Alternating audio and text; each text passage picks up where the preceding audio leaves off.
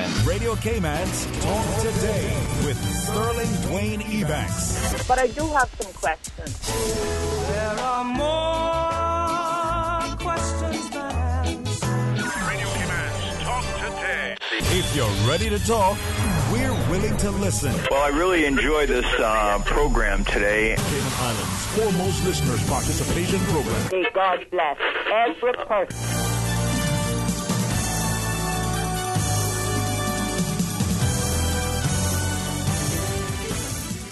Hey, good afternoon and welcome and thank you for joining us on this really fantastic Friday afternoon as we start things off with our monthly. And is this maybe the final for this month? I don't know. We'll see. Carolina Ferreira together with Inspector Kevin Ashworth. Protection starts here. So please stay tuned for Talk Today. Radio Cayman's Talk Today, the Cayman Islands' foremost listeners participation program. We ask our listeners to avoid statements or comments which are abusive, derogatory, malicious, or defamatory. Do not use any indecent language or make any statement which is false or misleading. Email talktoday@candw.ky or call 1-800-534-8255. Courtesy of Flow. Cayman's #1 network that connects you to your world like never before. Let your voice be heard.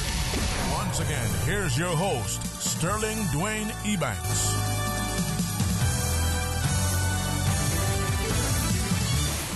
Hey, good afternoon and welcome back. Thank you for joining us. And in the studio, Miss Carolina Ferreira together with Inspector Kevin Ashworth. And it's been 10 months? Almost 10 months. Yeah, I can't believe we've been talking about this for 8 months. 8 months. Yeah. That's how. Actually, I can't believe that we weren't doing Carolina for that long, Kevin. Just as it's. Less hair and more grey hair, I think. You're going to miss me when I'm gone, Sterling. You're going to miss me when I'm gone. Well, they say you don't miss the water till the well run dry. Huh? No, but in this series over the last while, it's been truly very informative. But I think as I had a conversation with someone earlier, this shows you that, like so many things, we talk more about things that aren't as important, but maybe they're more sensationalistic.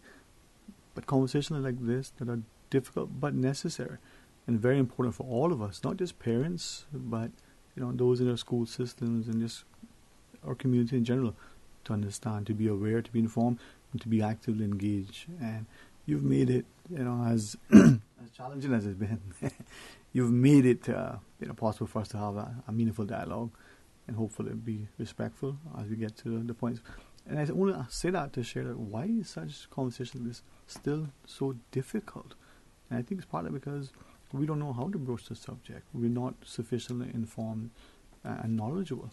And it's a human instinct to protect yourself from things that you don't want to, talk about or think about, And I think it's anything that makes us feel that's so real that it's just so unthinkable, and it's just like someone harming children, and it's just it's a type of thing that makes you so uncomfortable.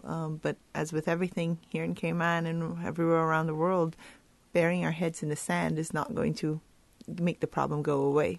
If anything, it will just make the problem thrive. So, I did, Kevin? Well, I'll say one thing to that, because I noted the word difficult, and I questioned myself whether it was a difficult conversation, because as professionals as we are and dealing with this on a daily basis, we don't regard it as a difficult conversation. It's certainly an important one, but not difficult because we're able to discuss it and we have to discuss it. The issue that I want to reassure the public with, really, and repeat maybe later on in the show, is that there are other people out there, lots of people out there, advocates for children, that you can approach and you can discuss it with, and they will bring it to the relevant authorities' attention. So as long as you speak to somebody, then you've done the right thing, and it's not a difficult conversation to have with a friend or with a trusted colleague, and the message will get through, hopefully, to the right authorities. So.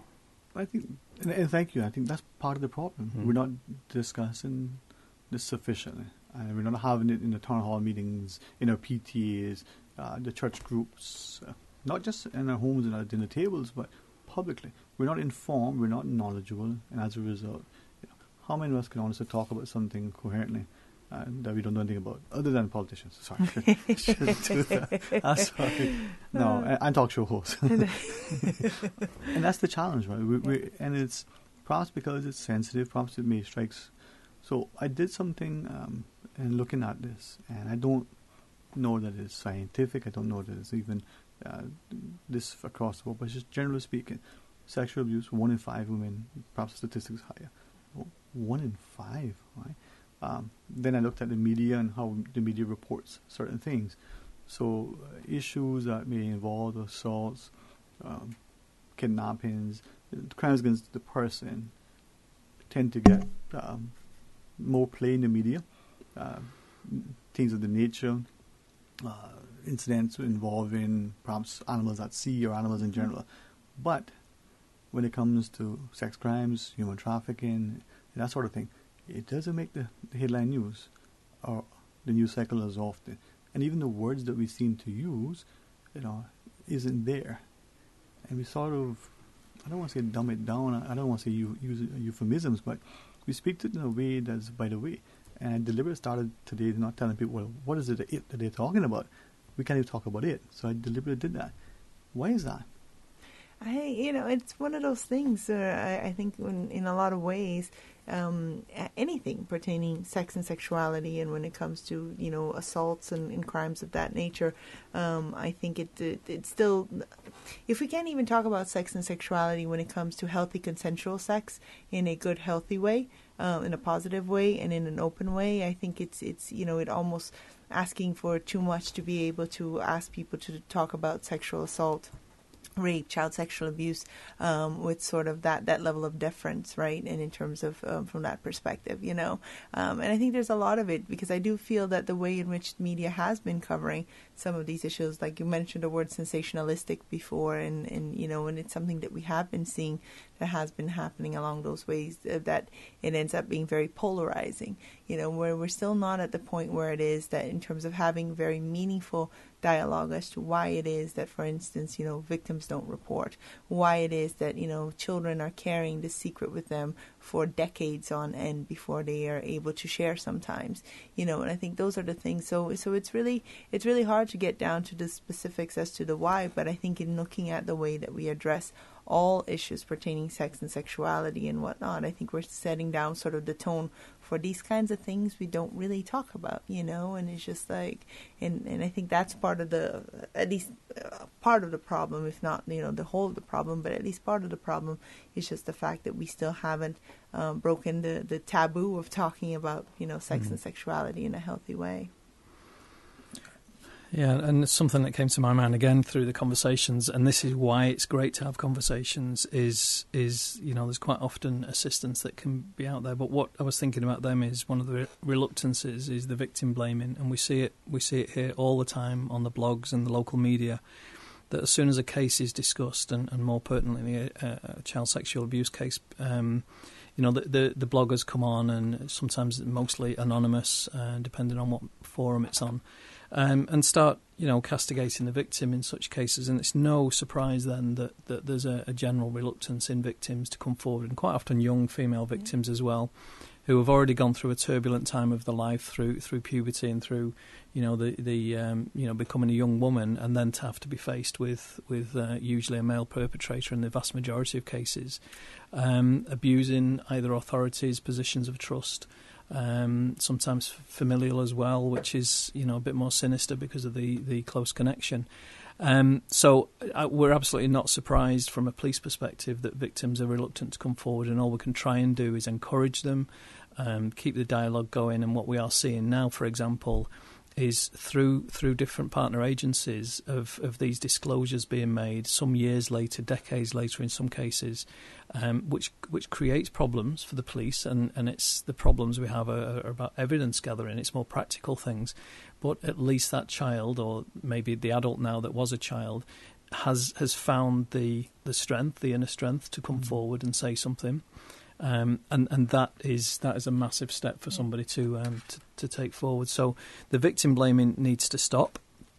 The support for victims needs to improve, and we need to believe the victims as well. We don't need to question them. We obviously, again, from a police point of view, ask certain questions because we then have to prove beyond reasonable doubt that the incident occurred. But that's way down the line. The questions that we're asking, first of all, are you okay? What can we do to help? Can we get you counselling services? And then we'll roll into the investigations. So it's a big topic, and what we are seeing is definite positive developments in victim support areas, but certainly areas that need to improve upon. All right. Well, with that, let's just pause quickly, take a short break. And when we come back, we'll continue the discussion. We invite you certainly to call and share your thoughts with us. 949-8037 or 1-800-534-8255. And if you choose, you can WhatsApp 925-3261. There's a WhatsApp to read. We'll share that when we return. So please stay tuned for Talk Today. Did you know that you can download free hurricane preparedness brochures from the Water Authority's website? Visit us online at www.waterauthority.ky to learn more about how you can prevent damage and minimize danger in the event of a storm. Prepared, be aware, be safe. This hurricane preparedness tip is brought to you by Water Authority Cayman, suppliers of the world's most popular drink.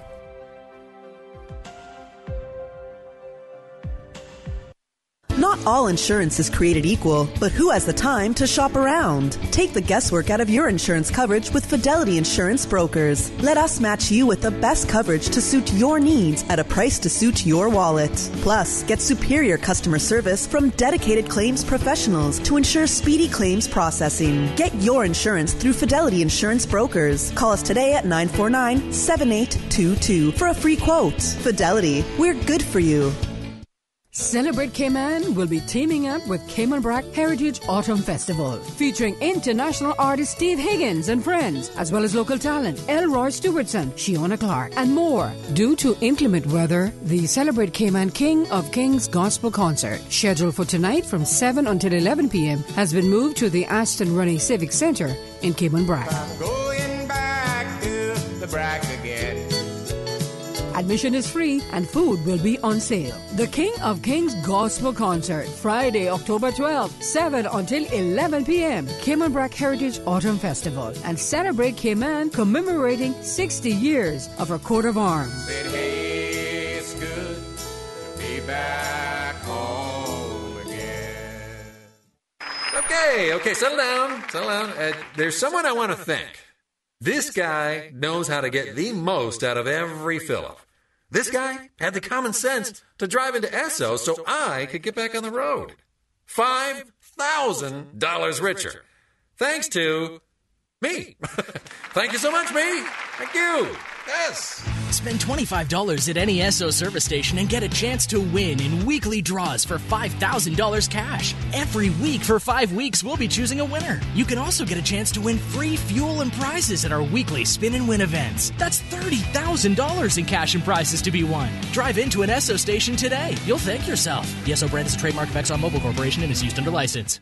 Cayman's cruise industry must be preserved and developed. It is a myth that the cruise lines will continue to call on Cayman at the rate they do now without the piers. It is a fact that the mega-class ships will not be tendered. Arrivals will decline by half over time as the older ships are decommissioned. This will hurt our economy and thousands of Caymanians who work in this industry. If we want to continue providing opportunities for Caymanians, we need the piers. Support the piers. Support our tourism. Super Jam Showdown. Gospel music has gone too far. Positive Monday. Population Tuesday. Hey, now, baby. Latino Heat Wednesday to Thursday. Back the hands of time. Supersonic. Slide. Day Friday Brack Party Block Top 10 Count to Female Friday. Radio Cayman Super Jam Showdown. Weekdays 3 to 6. Brought to you by Leap Diversify. At Leap Diversify, they are dedicated to your educational pursuits. Visit www.leapdiversify.com. Leap Diversify. They don't succeed unless you succeed. The Wesleyan Churches of the Cayman Island District is pleased to present their 6th annual Youth Convention, Navigate, from October 23rd through 28th. This year's theme is focused on navigating your spiritual journey in a postmodern world. featuring pastors Alton Ebanks, John Gray High School counselor Christopher Murray, and visiting pastor Ronald Benjamin. The rise of technology, identity politics, and societal changes can create roadblocks in a young person's life. Remember, learn the skills to take charge of your spiritual journey. We need to get back to the basics of life.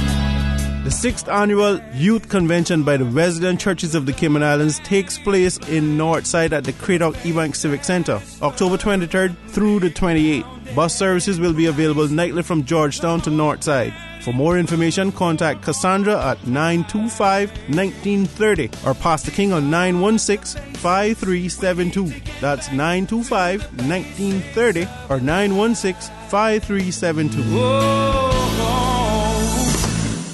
Talk today. But I do have some questions. Talk today. Cayman Islands' foremost listeners participation program. Talk today. Because there are more questions than answers. What the public is saying. Waiting to take your calls right now. Sterling Dwayne Ebanks.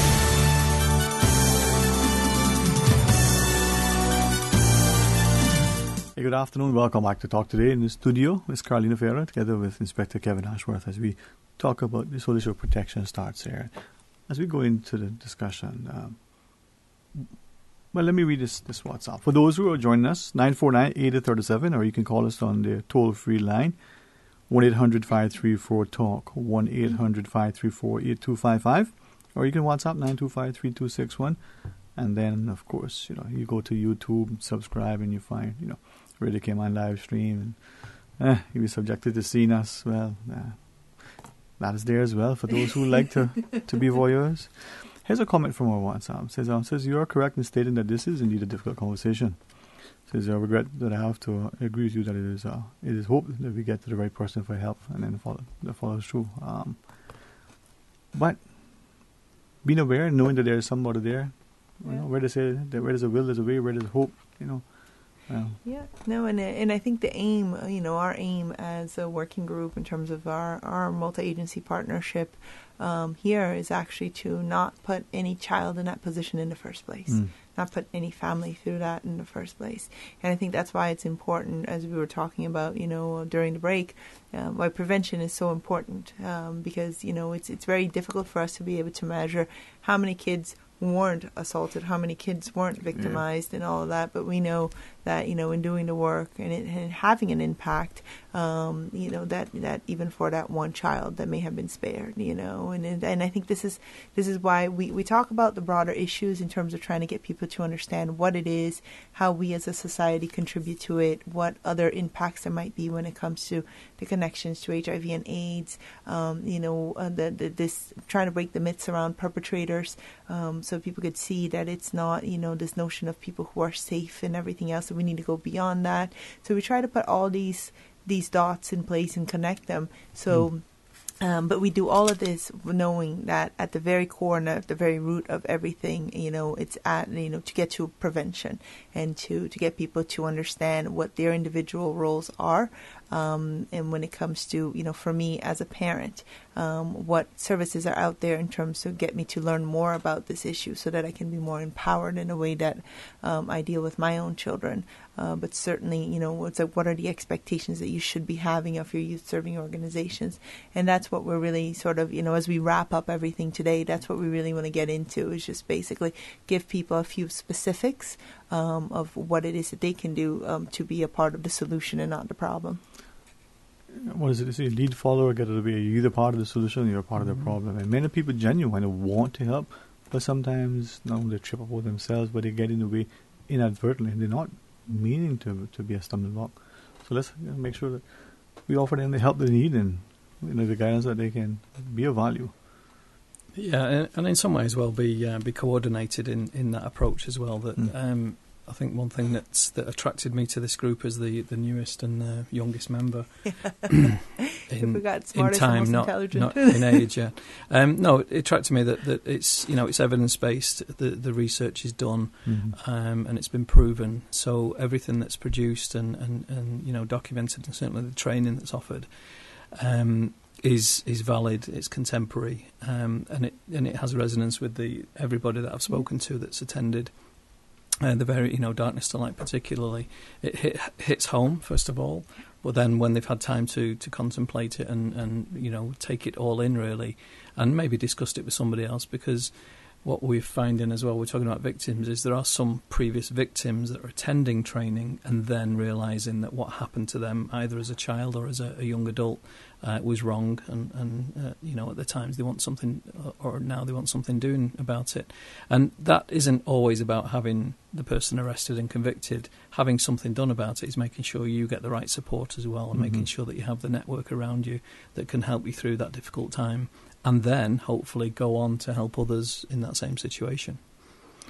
That help. That's the thing, being informed, being aware that, now there are some of us who would say, well, we don't want to get involved, it doesn't affect us, and we don't want to get in the way or what have you.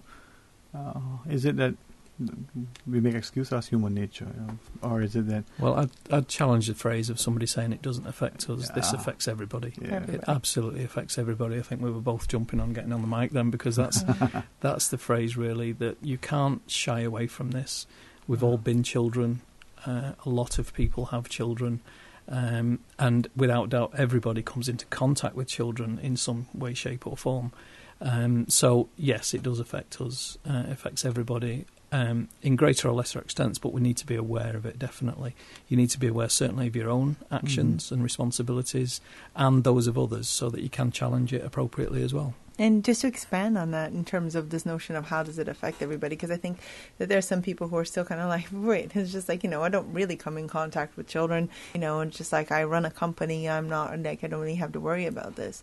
Those children who are abused, who are victimized, grow up to be adults. And as adults, we know that there's a lot of these adverse childhood experiences, the ACEs that we're talking about, and a lot of different agencies have been talking about this, that actually impact your ability to, essentially be a productive member of society, right? So it's just the same way in which I know lots of studies were done, especially in the UK, about what the cost of domestic violence is. There is something similar when it comes to, child abuse, in general, child sexual abuse specifically. And this is where it is that our partners like the EAP, the Employee Assistance Program, or even with the Family Resource Center and whatnot, and other counselors and mental health providers are seeing that, people generally seeing as if they're okay, but, for some reason, can't make it to work on time, can't hold on to a job for more than 2 or 3 months, when things start to fall apart and everything else. And when they start peeling back the layers is because there's trauma there that hasn't been dealt with. So this absolutely impacts you. So even if you never come in contact with another child in your life, which is possibly impossible, but okay. But even if that, and it's just like there's still some level of impact, because it could be very much that you might be hiring someone, or that person might be responsible, might be in a position where it is that you have to go and get something from them. They might be the frontline workers at, they might be someone at your cash register. They might be someone. It doesn't matter where exactly, or they might be your colleagues, and it's just.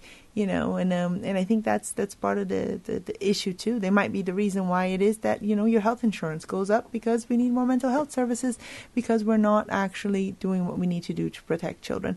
It doesn't, it's like, and it doesn't matter how it is that we look at it, even from that very sort of selfish last example that I gave, but this absolutely impacts all of us, because as a community, none of us stand alone. And it's just like, and you can't have certain people in your community who are hurting, who are traumatized, who have been victimized, and not have that have a ripple effect towards the rest of the community.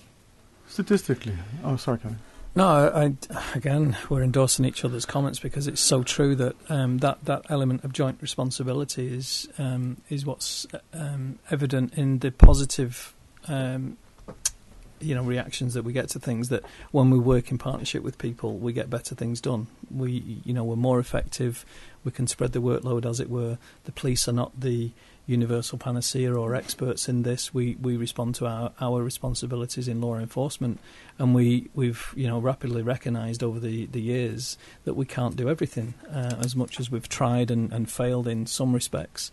We need those partner agencies and fellow experts and people who can join us in that cause, really. But we are only one small cog in the bigger wheel. And it's not just government entities as well. It's everybody. It's the education services, it's health services, it's NGOs, anybody dealing with children or looking after children. Carolina just mentioned then, you might be on the cash register at a shop and see a child being physically abused by a guardian or whoever is in charge of them. And you know it's wrong, but what do you do about it? You know, and there's been a lot of people been in that situation that they've not done anything about it. And some who may want but can't, so maybe we can offer some guidance. Can we also ask about statistics? And there are those who genuinely say, well, one is too many. Others would just use that because they know it tracks well and sounds good. Maybe we could get an idea of what we're looking at, perhaps globally, regionally, maybe locally. Just get a perception and then talk about what we can and do, if possible. Hey, for those who are listening, we invite you not only to stay tuned, but to join us. Share your thoughts, 949-8837 or 1-800-534-8255. When we come back, we'll continue our discussion. So please stay tuned for Talk Today. I've got some beautiful clothes.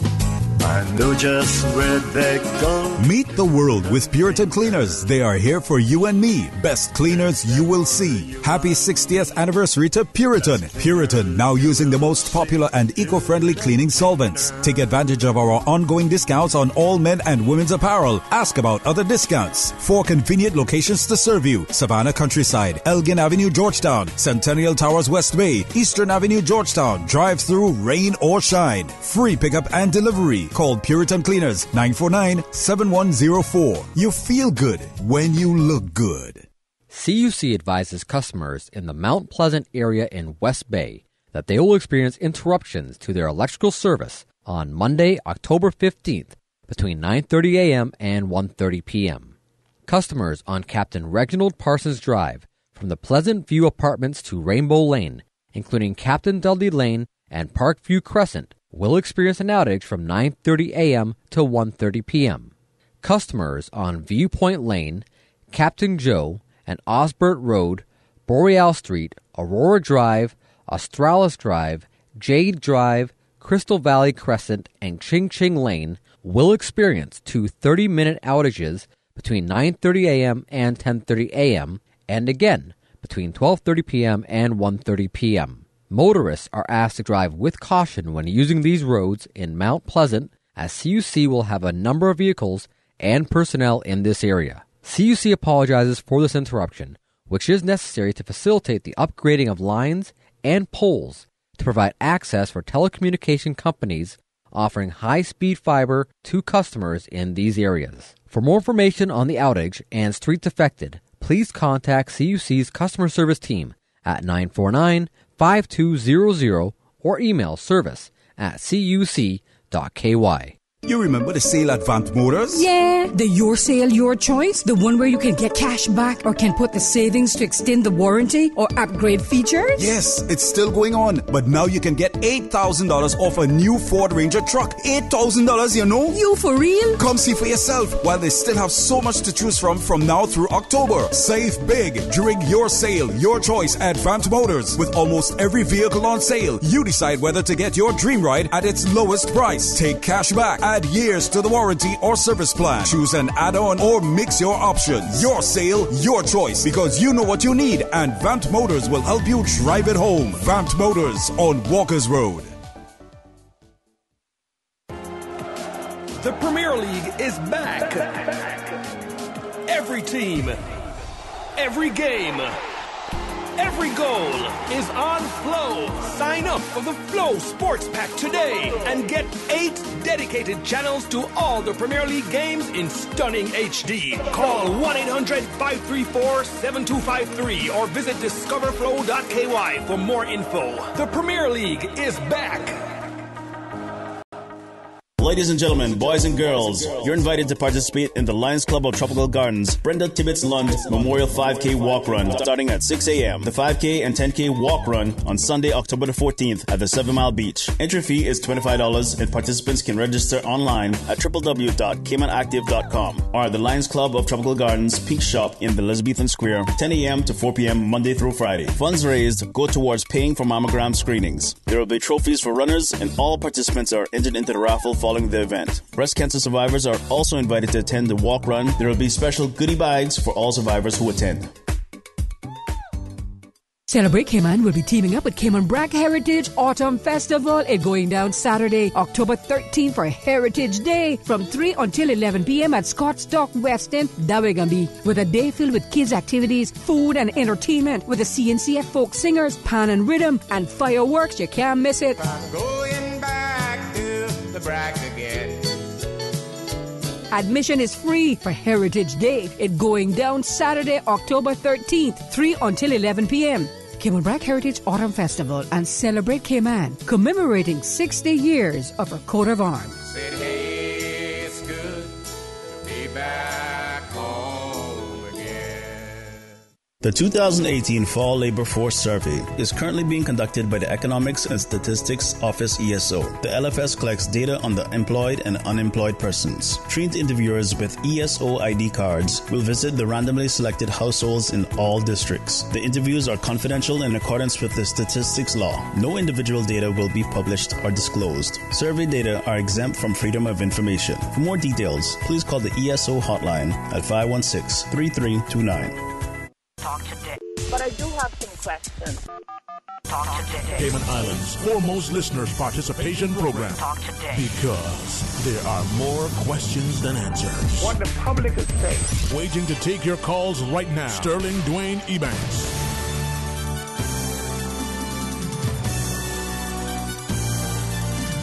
Hey, good afternoon and welcome back to Talk Today. And in the studio, Inspector Kevin Ashworth together with Ms. Carolina Farah. And this notion that we hear it all the time. We have to protect the most vulnerable in our society, and we're quick to talk about our youth and our elderly, but we have to protect all of our society. And sometimes that means that we perhaps need to get in the face of people to say, well, you need to amend this, change this, implement this. Then sure. But if people are not cognizant of the frequency of certain things, not even so much how impactful negatively something may be, but they say, oh, that doesn't happen here, or it doesn't. They, not that it's right, but they may ignore it. What is it that they're saying? The grease wheel, gets the oil. Before I ask you about that, remind you that we have a caller online. As we go to our phones and we join our callers, we invite others to share with us as well.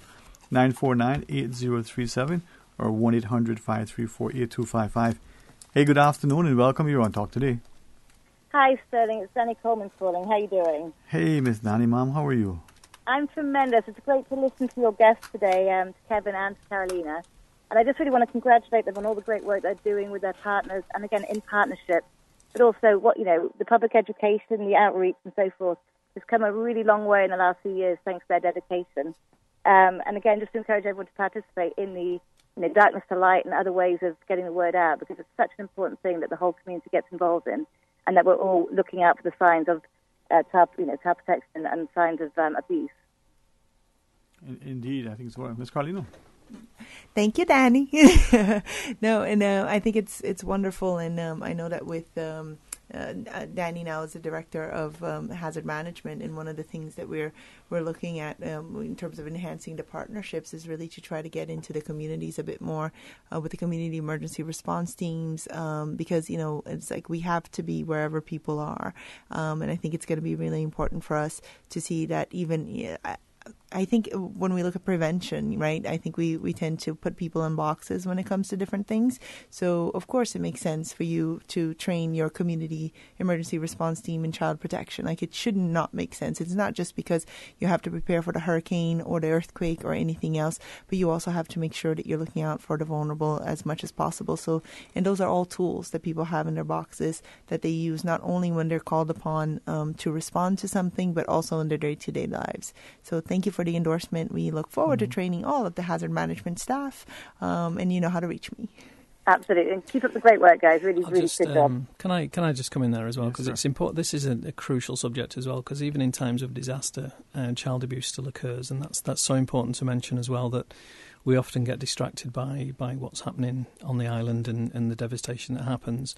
And it's been well documented that, again, people are more vulnerable when disaster strikes, and children particularly, because they rely on adults even more so.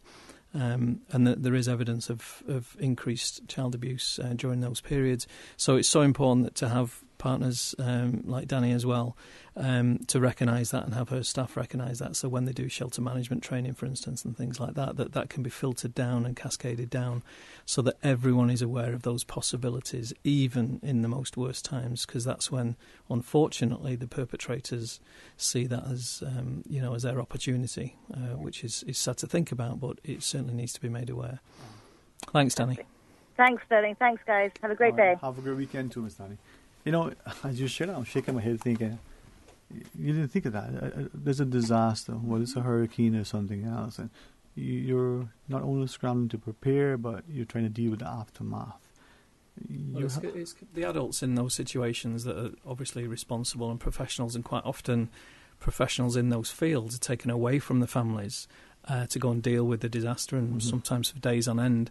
I was very fortunate not to be here for Hurricane Ivan, so I've not got that live experience, but certainly hearing evidence afterwards of, literally police families and others away from those families, and it leaves those families vulnerable. It leaves them the target of anybody who's intent on doing that sort of harm. It's obviously it's sad to think about, but we need to be aware of it, as I say.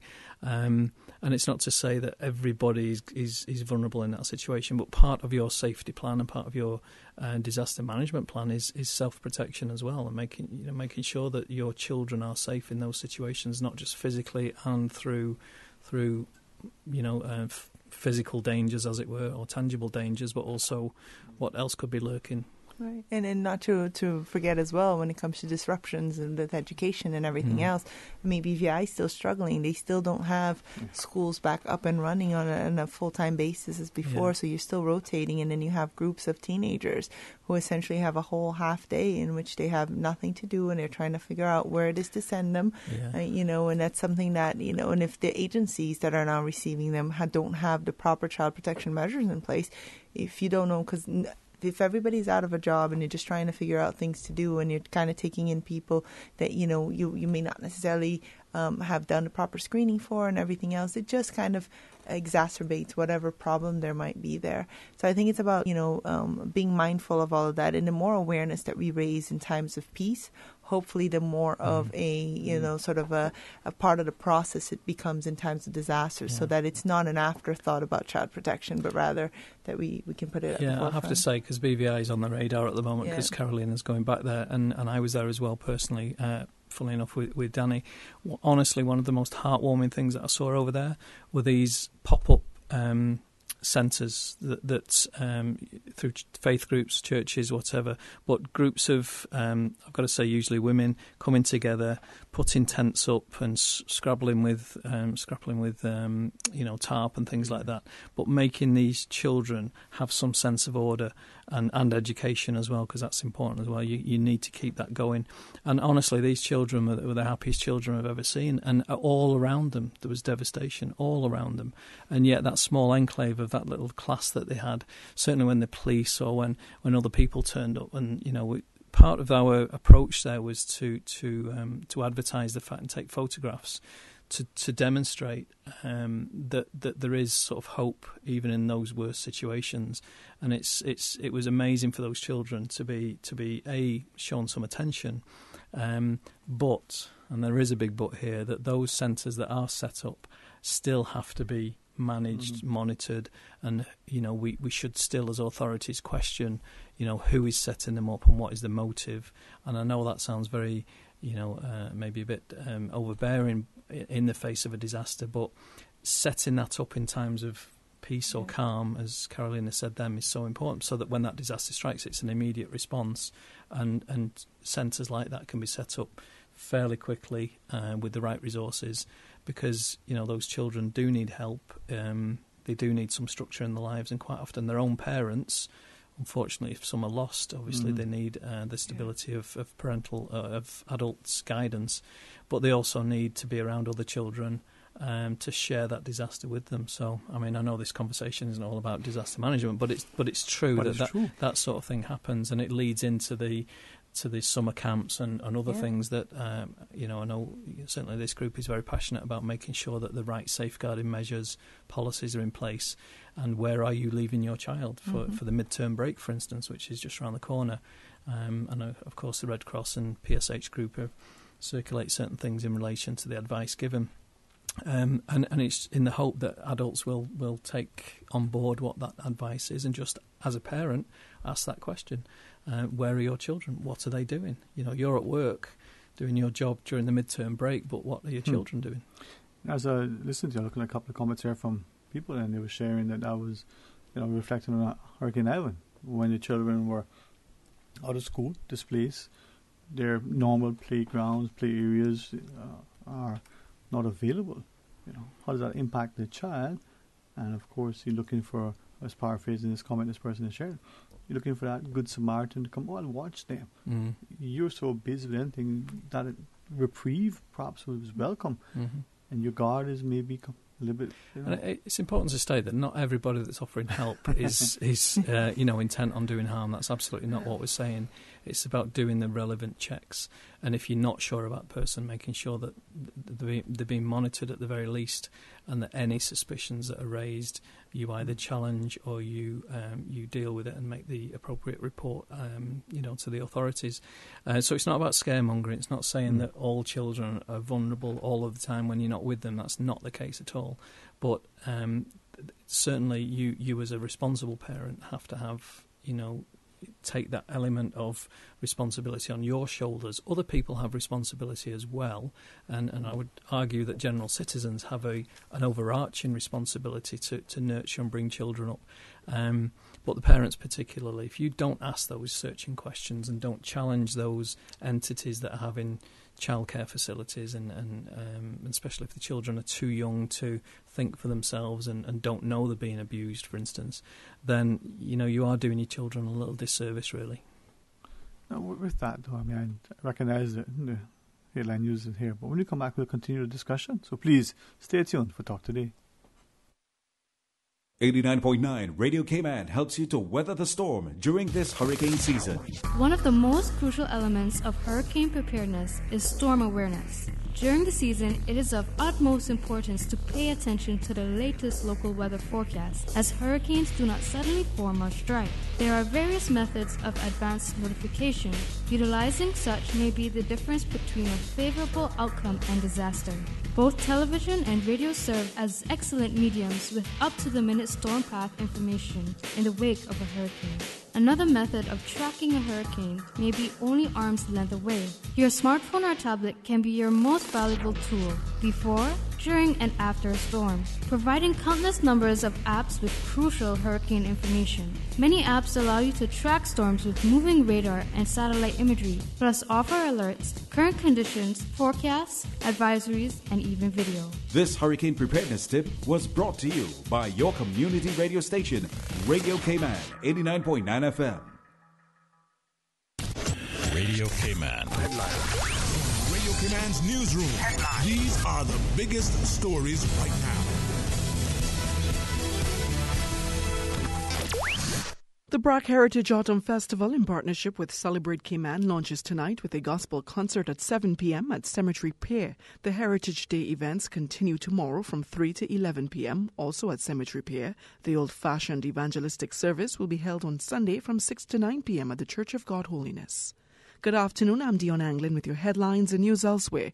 U.S. First Lady Melania Trump has dismissed speculation about the state of her marriage, saying her husband's alleged extramarital affairs are not her concern or focus because she has better things to do. In an interview with ABC News, she said media speculation about her marriage was not pleasant. Asked if she loves President Donald Trump, she said, "Yes, we are fine." He denies having had extramarital affairs. A court in Turkey has freed a U.S. pastor from house arrest in a case that badly strained ties between the U.S. and Turkey. Andrew Brunson was arrested over alleged links to political groups, including the banned Gulenist movement, after a failed coup attempt in 2016. The court convicted him of terror-related charges and sentenced him to 3 years in jail. And Princess Eugenie has married her longtime partner, Jack Brooksbank, at St. George's Chapel in Windsor Castle. The ninth in line to the throne was watched by her grandmother, the Queen, and Prince Philip, along with other members of her family. That's a wrap of your headlines. I'm Dion Anglin. Radio Cayman, the voice of the Cayman Islands. What's happening in your community? News and information, music and more. You can find us. www.radiocayman.gov.ky. Like us on Facebook and follow us on Twitter. Radio Cayman is your choice, your voice for today's biggest news. Radio Cayman.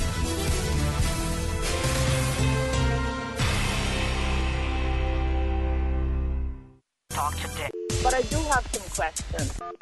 Talk today. Cayman Islands' foremost listeners participation program. Talk today. Because there are more questions than answers. What the public is saying. Waiting to take your calls right now. Sterling Dwayne Ebanks.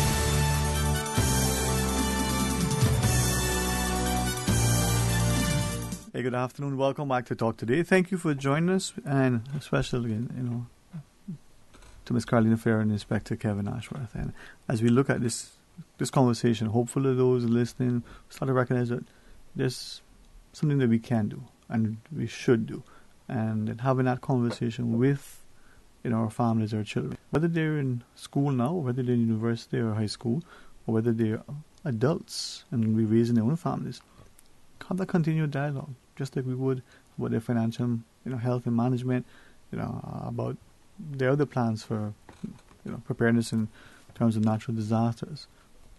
Talk from an informed perspective. Ms. Carolina, certainly a number of things, and I asked about statistics. I also want to know what we can do and where we are in policies. We talk about, we're in the supermarket, for instance, or the parking lot, or at a sports game, or maybe it's at the church one day. I don't know. We see things happening and we're not sure. What is that? So help us out, Ms. Carolina. Sure. I think so for us, in terms of looking at specifically child sexual abuse and sort of what was the impetus for us to begin this project in 2012, because we've been at it for 6 years. When Darkness to Light was first brought to Cayman in the early to mid 2000s, they did an entire scoping exercise to try to figure out what our prevalence of child sexual abuse would be. At the same time, the rate was 1 in 4 girls and 1 in 6 boys would be sexually abused by their 18th birthday in the United States. I think for a lot of us, we thought, well, it couldn't possibly be as bad as that. But we actually discovered that for us, it is closer to 1 in 3 girls and 1 in 5 boys being sexually abused by their 18th birthday. So, and, the difficulties when it comes to sort of gathering that kind of, the information and everything else, obviously, because you're not asking children directly if they're being abused, right? You're basically trying to gather from adults and seeing in terms of, their experience and whatnot and that. So that's what, and we know that from the adolescent health survey that ended up coming out, I think that was also done and undertaken in 2012 or 2013. That from the sample that they ended up having, the kids who answered, that looked like it was about 1 in 5 girls were reporting sexual abuse. And now this is when you're actually asking kids directly, So it's just like what we know is that from a regional perspective, child sexual abuse is rampant within the Caribbean. And I think sometimes in Cayman we feel that our bubble of, be it wealth or development or something else, or it protects us from things because we like to separate ourselves from the rest of the region. But the reality is that, we're a very transient community. We also, have some deep-rooted beliefs that make people more vulnerable. The way that we value men and women continues to be different. So we know that, it is a problem that is happening, and it's somewhere between, the 1 in 3 and 1 in 5 children, which quite frankly, it's unthinkable. Well, and the thing is, even if we were wanted to believe that everyone here is so nice, and amongst our own people, we don't have any deviants and degenerates and the others, the fact that you said there are many different people here. They come and go to work. They come and go to visit. We travel. Don't get me wrong. We have our own here that really are. What would be the best word to call them bad? No, but and that just exacerbates the problem that we have, because we do know. I mean, one of the things from our documentary back with Matthew Hilton at the time, which was again 6 years ago, so 4 or 5 years ago, and he'd only been a social worker at the time for about 4 years, and he's talking about the fact that he's dealing with adolescent clients and then dealing with their parents and then finding out and kind of going back and seeing that the sexual abuse is something that has essentially been handed down generationally within our own Caymanian families. So I think it's one of those things where it is that we have that aspect of it, but then we also have people who are coming in here who have very different ideas as to the value of children and how children should be treated and everything else. And and I think I mentioned this to Kevin yesterday when we were talking, we don't really have very good house rules when it comes to the way that we expect children to be treated when they're in Cayman. When you're in Cayman, these are our laws, this is our expectations, and when you're coming into our country, great. And it's just like, but remember, it's like when you're here, we expect you to act this way, and we haven't done that. We haven't done a very good job of kind of laying down our house rules for ourselves or for other people when it comes to child protection.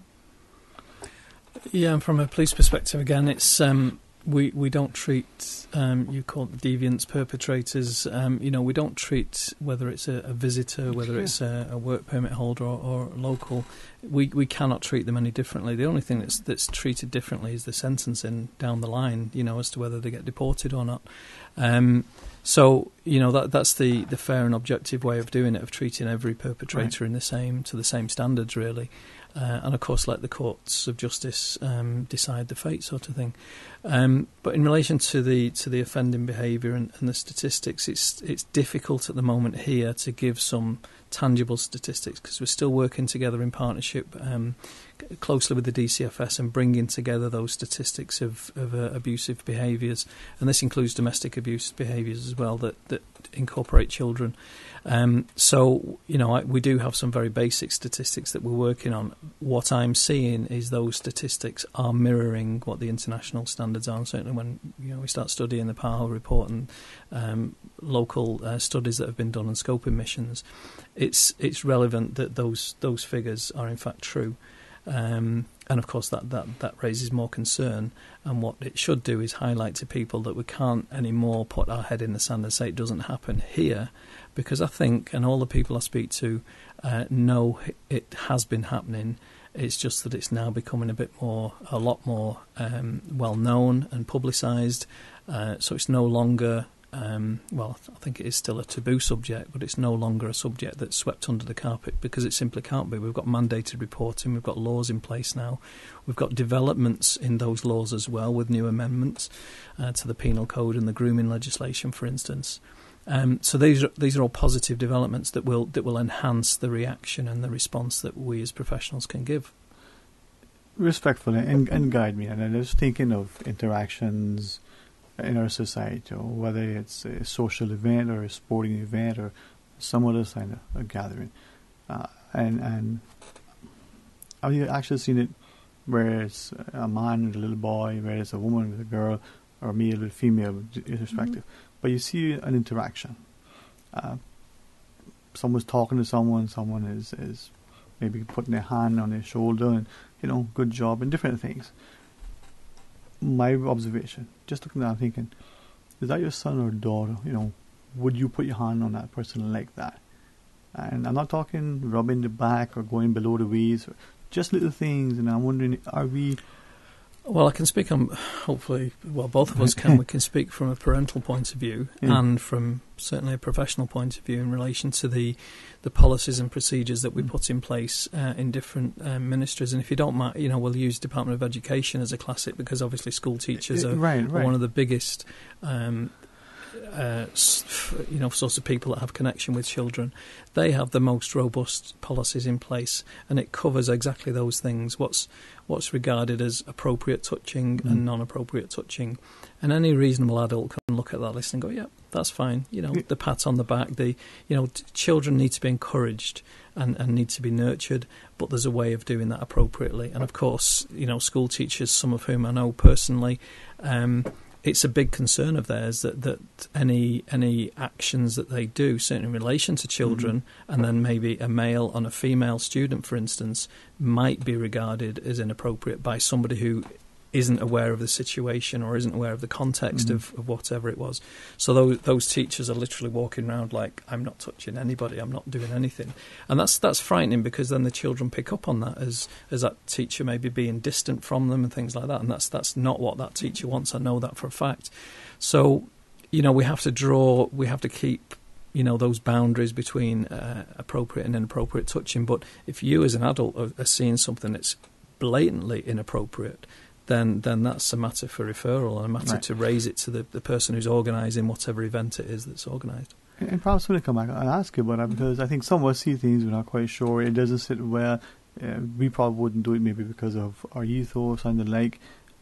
But again, you don't want, I think as you shared, to create an environment where that teacher, if you don't mind using education as an example, wants to engage with the child, to provide that moral support. Maybe it's a time when the child has fallen and you want to console, for whatever the reason is. But again, where does that go, and where does it become inappropriate, grooming or the like?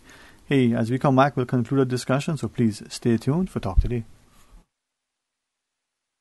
Brand Source Home Gallery has been appointed the exclusive Cayman supplier for Duravit bathroom products. Duravit is the leading international manufacturer of bathroom ceramics, tubs and showers, recognized around the world for beautiful, functional products. Winner of top industry awards, Duravit collaborates with leading European designers to provide the most elegant and innovative bath products. If you're ready to bring style, comfort and innovation to your bathroom, visit Brand Source Home Gallery to see the new Duravit showroom and meet the in-house bath designer. Whether you're planning a functional family bathroom or a personal spa retreat, browse the Duravit collection and be inspired. Brand Source Home Gallery, delivering a new standard in custom designed bathrooms. Brand Source Home Gallery, Dorsey Drive, Industrial Park.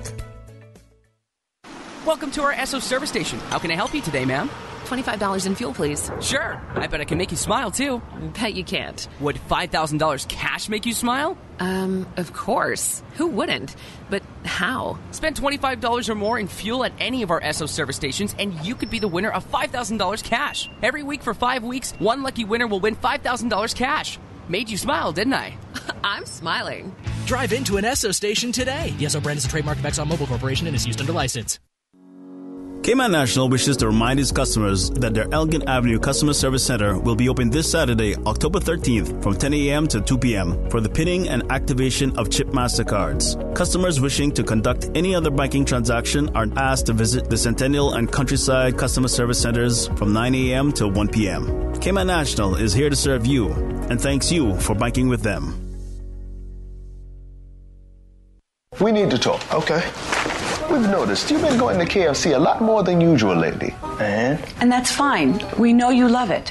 We just don't understand how you can afford it. The KFC What a Deal menu, starting at just $3.50, gives you lots of great choices and value. Available at KFC Baytown Plaza, Shudden Road, and in the Strand. The KFC What a Deal value menu, the deal everyone should know about. Come to KFC and enjoy a variety of tasty choices at surprising prices. KFC, so good. Cruise tourism is a vital part of Cayman's economy.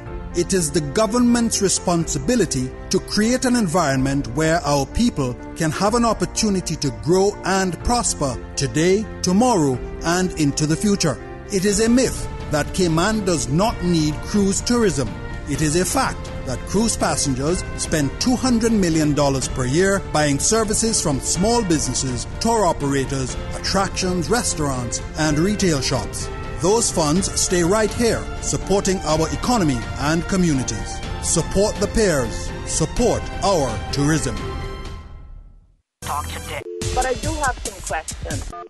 Talk today. Cayman Islands' foremost listeners' participation program. Talk today. Because there are more questions than answers. What the public is saying. Waiting to take your calls right now. Sterling Dwayne Ebanks.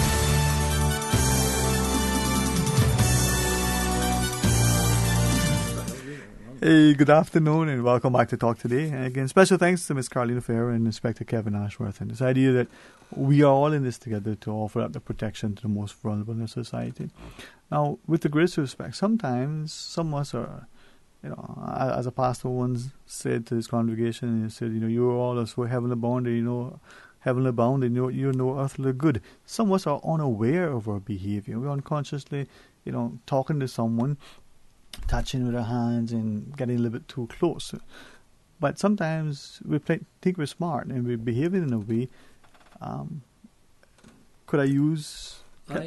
Again, I would disagree with that general notion that people don't know what they're doing. Okay. I think a perpetrator is perfectly aware of what they're doing and the impact of what they're doing and what sexual gratification they're attempting to get out of it.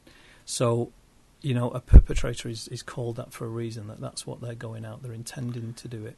Proving it is another matter, proving a state of mind is another matter, and that's for the police problem.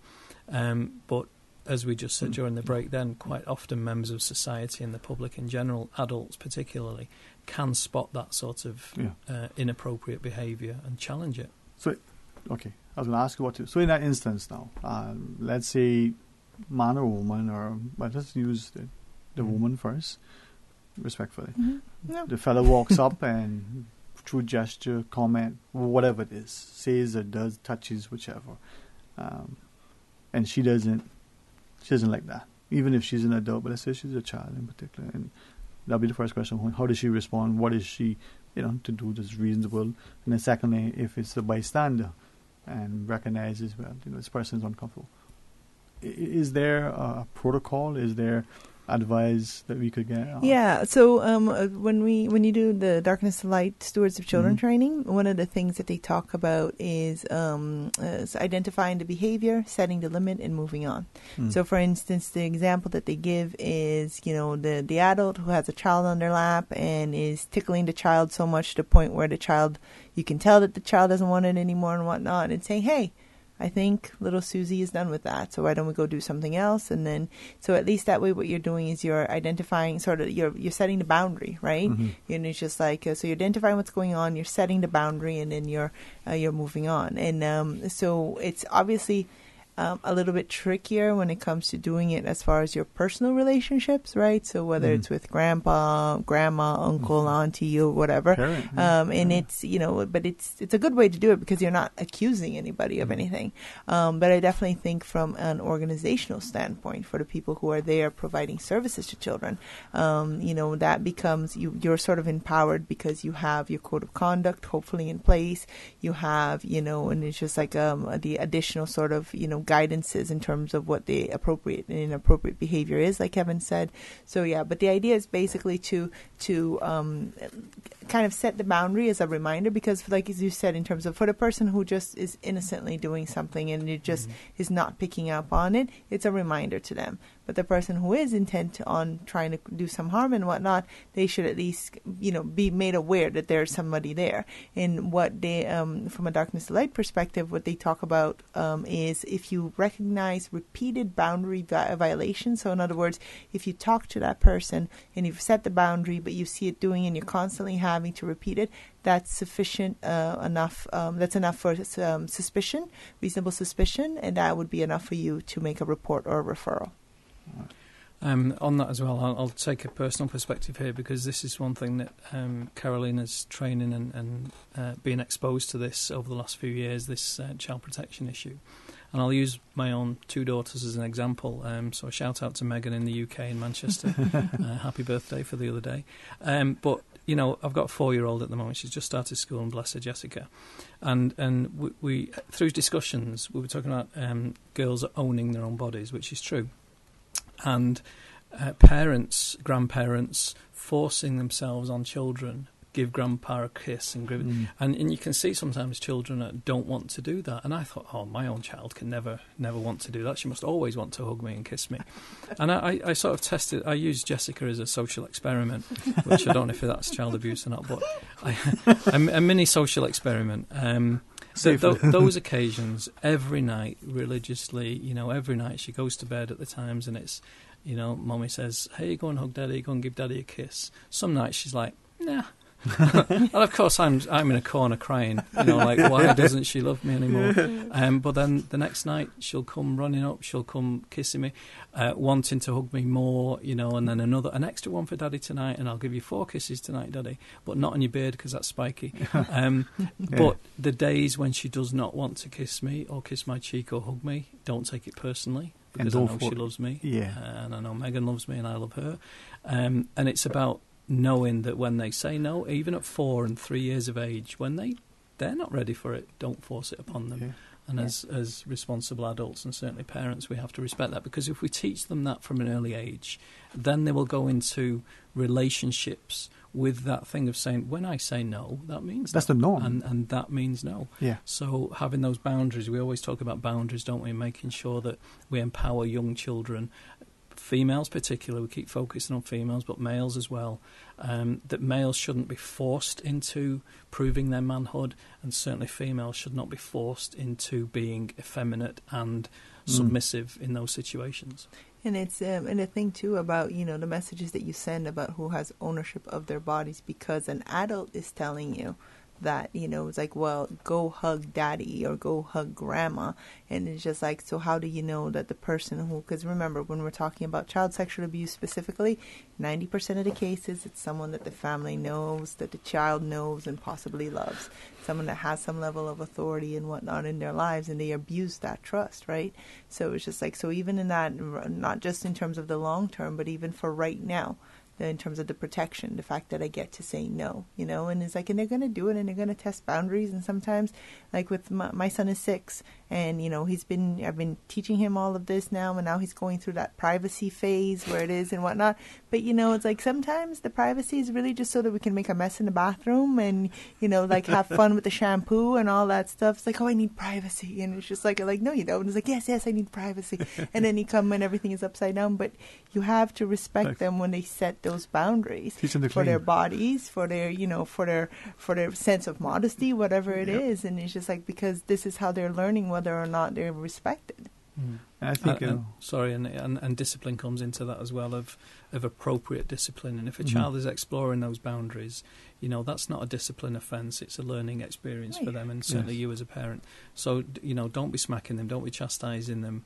They're just seeing what's right and wrong. And 4, 6, 8, they go through different development stages in those lives, and we have to respect that aspect. It's annoying, I think we all agree that as parents, but it's important that appropriate chastisement, not punishment, is meted out and done sensitively, so that the child doesn't do it again, because obviously we don't want them, but we want them to understand why it's not appropriate. I appreciate you sharing that, because I think many adults, parents that are listening now are saying, I can remember, being told, even if nothing ever transpired that was inappropriate, but I didn't want to, because the beard, how many times have you heard you haven't shaved good, or you just shaved and started to come out, and the child doesn't like that. Your own wife probably doesn't like all this. Well, as a child growing up, it was a punishment for us to go and Uncle Bruce. Uncle Bruce had a beard in the family, and the kids were subjected to him rubbing his beard against the kids. Just, obviously, it's a playful punishment, but it was. I could see, and then nobody wanted to kiss Uncle Bruce because he had this stubbly beard. So, but it's true though, isn't it? It's keeping it relevant, and yes, have fun with kids, but when they say no, even at an early age, we say no. But to the point of telling a child off, say, don't do that. Tell them why.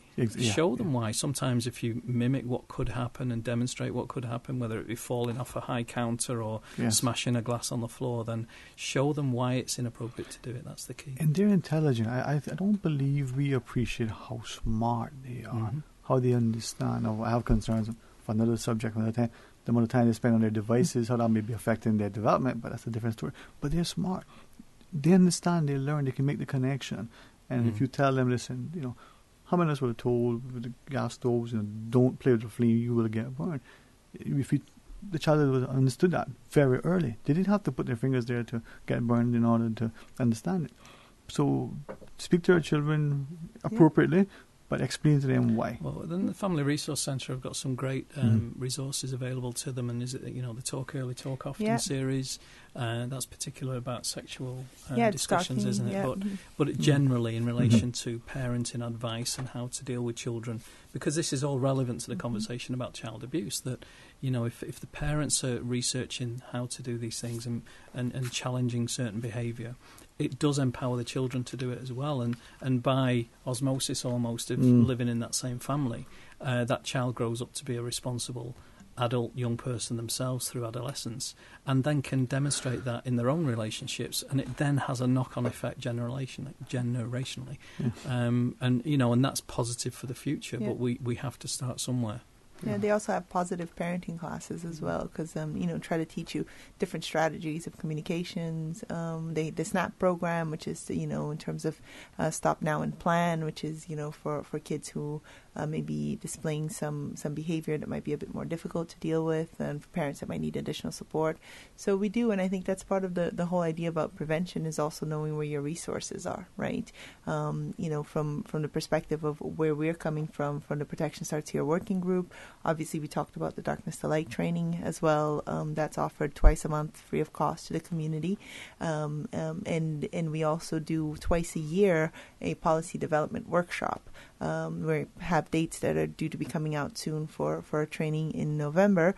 But the idea behind that is to teach organizations how to write their four main sort of policies, which is the safe environment policies that actually speaks to your physical environment, your screening and hiring practices. So in other words, how are you actually vetting people to come into your organization, whether they're hired or they're volunteers, your code of conduct, which then lets people know what the expectation is for how they should act when they're here, and then a mandatory reporting policy. So in other words, if you suspect something, if a child discloses, if you see something, how do you then, you know, start the process to actually make that report and try to get that child some help. So those are four things that every parent who is putting a child in school, in an after-school program, writing lessons, yoga, dance, whatever it is, you should be asking your youth services providers. What are your policies? What is your safe environment policies? Who are your child protection officers, if you have any, or how do people report? You know, and so what is your, you know, code of conduct? What are you doing? How are you screening your volunteers and your staff? All right, well, thank you both very much for, you know, not only your continued efforts, but specifically for helping us to participate in this series, and hopefully those listening would understand the resources are there. And as we go forward, the invitation, you know, for a particular thing or anything, you know, that just maybe general, always come on and have Thank you for the invitation. It's, you know, it's really kind of you to give us this airtime, really, and you know, it's an absolute pleasure to come and discuss with you. So I hope it continues in the future. As long as you come along, I mean, you know, Carney is welcome too. You will miss me next month. I know you will. But thank you all very much, very seriously, and I appreciate it very, very much. Please have a, you know, enjoyable rest of the afternoon, but a very blessed and safe weekend. Hey, to our listeners, when we return, we'll have some open line until 2 p.m. And 2 p.m., Dr. Linda McFeel will join us. We'll talk about the Silent Witness March. So stay tuned for Talk Today. CUC advises customers in the Mount Pleasant area in West Bay that they will experience interruptions to their electrical service on Monday, October 15th, between 9:30 a.m. and 1:30 p.m. Customers on Captain Reginald Parsons Drive from the Pleasant View Apartments to Rainbow Lane, including Captain Dudley Lane and Parkview Crescent, will experience an outage from 9:30 a.m. to 1:30 p.m.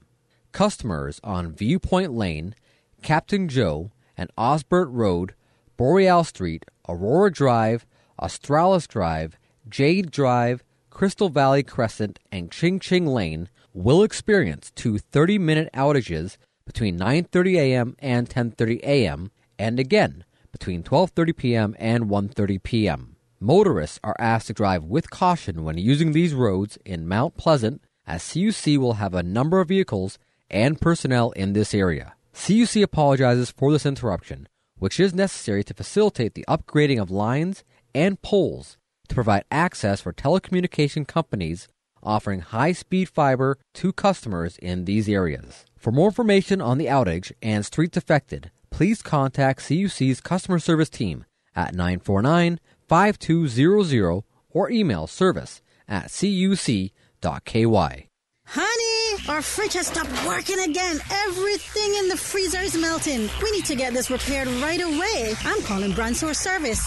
When you need the very best appliance service, call Brand Source Service at 623-5000. Offering service and installation of all brands and models of appliances. Brand Source Service is Cayman's source for appliance parts and repairs with qualified and experienced technicians and the island's largest stock of appliance parts. Brand Source Service will have your repair completed in a flash. So, whatever the problem is, call the experts at 623-5000. Brand Source Service, Dorsey Drive, Industrial Park. Telephone 623-5000.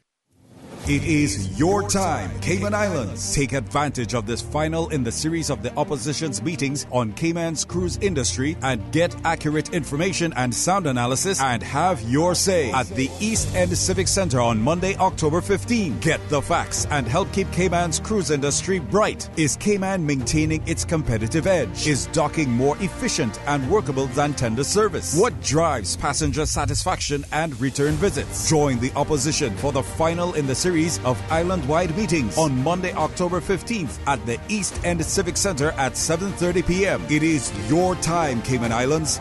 Your time to have your say.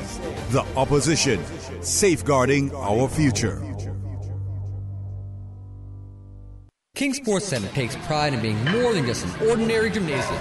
For 14 years, their multi-purpose facility has been providing the community with a variety of sporting, recreational, and relaxation activities. King Sports Center has a bowling alley, lounge bar, multi-purpose rooms, powerhouse gym, rock climbing wall, bungee jumping, a 10,000 square foot rink, and so much more. For more information on the variety of services, call their friendly staff today at 946-5464 or email kings@candw.ky or visit www.kingsportscenter.com. King Sports Center, your one-stop shop for fitness, recreation, and relaxation.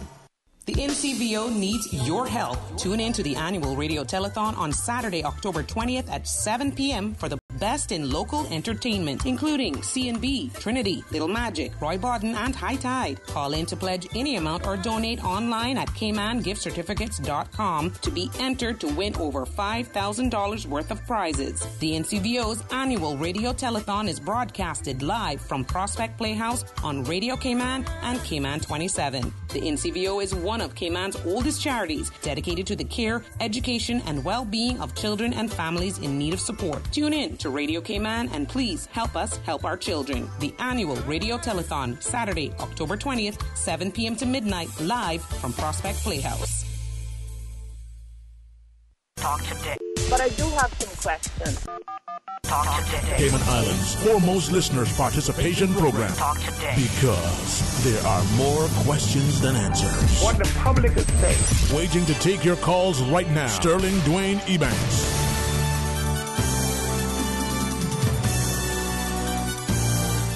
Hey, good afternoon. Welcome back to Talk Today, and thank you for joining us. And for the next half hour or so, until the 2 p.m. headline news, anyway, we're going to have some open line. You can call and share your thoughts with us, 949-8037 or 1-800-534-8255. As we go into open line again, I also want to say a special thanks to our last guest, Inspector Kevin Ashworth, together with Carolina Ferreira, for sharing with us. And we recognize over the last, few months in particular, regular basis, every month we had this conversation. Protection starts here.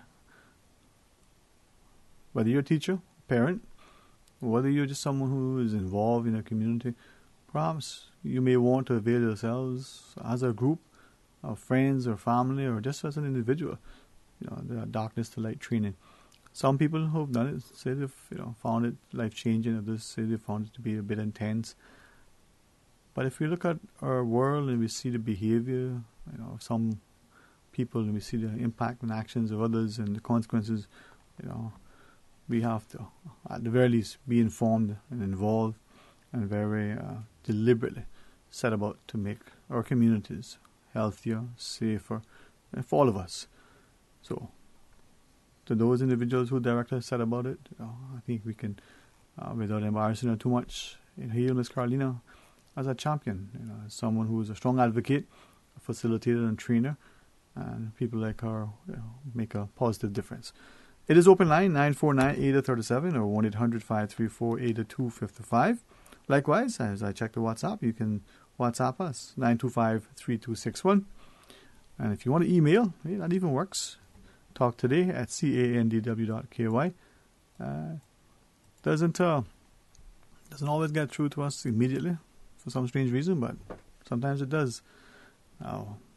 You call and share your thoughts with us likewise, and you can talk about the issue. I must share that earlier I had a chance to speak to a couple of individuals in particular. They said as a result of they've been watching the weather conditions recently. They've been driving along South Sound. They've seen the seaweed, and then in the last few days they've seen it along 7 Mile Beach. And now, whether there's more to it than that, the fact is that we are affected by the weather. She said she wasn't quite sure, what's her view on the dock. She said she had a couple of questions. What is the real agenda? What is the true information that is coming out? Is it, that perhaps people are trying to paint a picture because it sort of makes their position look, more positive and appealing? She feels, though, that there isn't any sufficient ongoing information and discussion so that you have that information there to you, so you know what is transpiring with respect to the design and the cost, who the players are, how it could affect not just the harbour, not just the surrounding areas to the north or south, whether that includes 7 Mile Beach, although how it would affect economic operations, what it would do to the the face and flavour of the town. I'll tell you what she shared, but let's go to our phones though, not hold the call up much. Good afternoon, you're on Talk Today. Good afternoon to you, Sterling Graham. Good afternoon, sir. How are you today? Just fine. Right. Just fine. Thank you. Yes, sir. Yeah, that was good to have those folks on a while ago. The inspector, I think, the inspector of police, yes, sir. Particularly with that part of crime, and also it's very important protecting young and vulnerable. Very, very important. Doing something about it, and we seem to be very up to date on those things now and getting the honest. But to see that happening, and Sterling Green, it bothers me that so much of our attention is being focused on such a divisive, what it has become, and no one can deny this. Political situation, very divisive and very political. Of course, politics is perennial, so it's involved in everything. We all know that. No one can be so innocent and lame-brained to think that everything doesn't have some politics behind it, every decision, because that's why people run for office.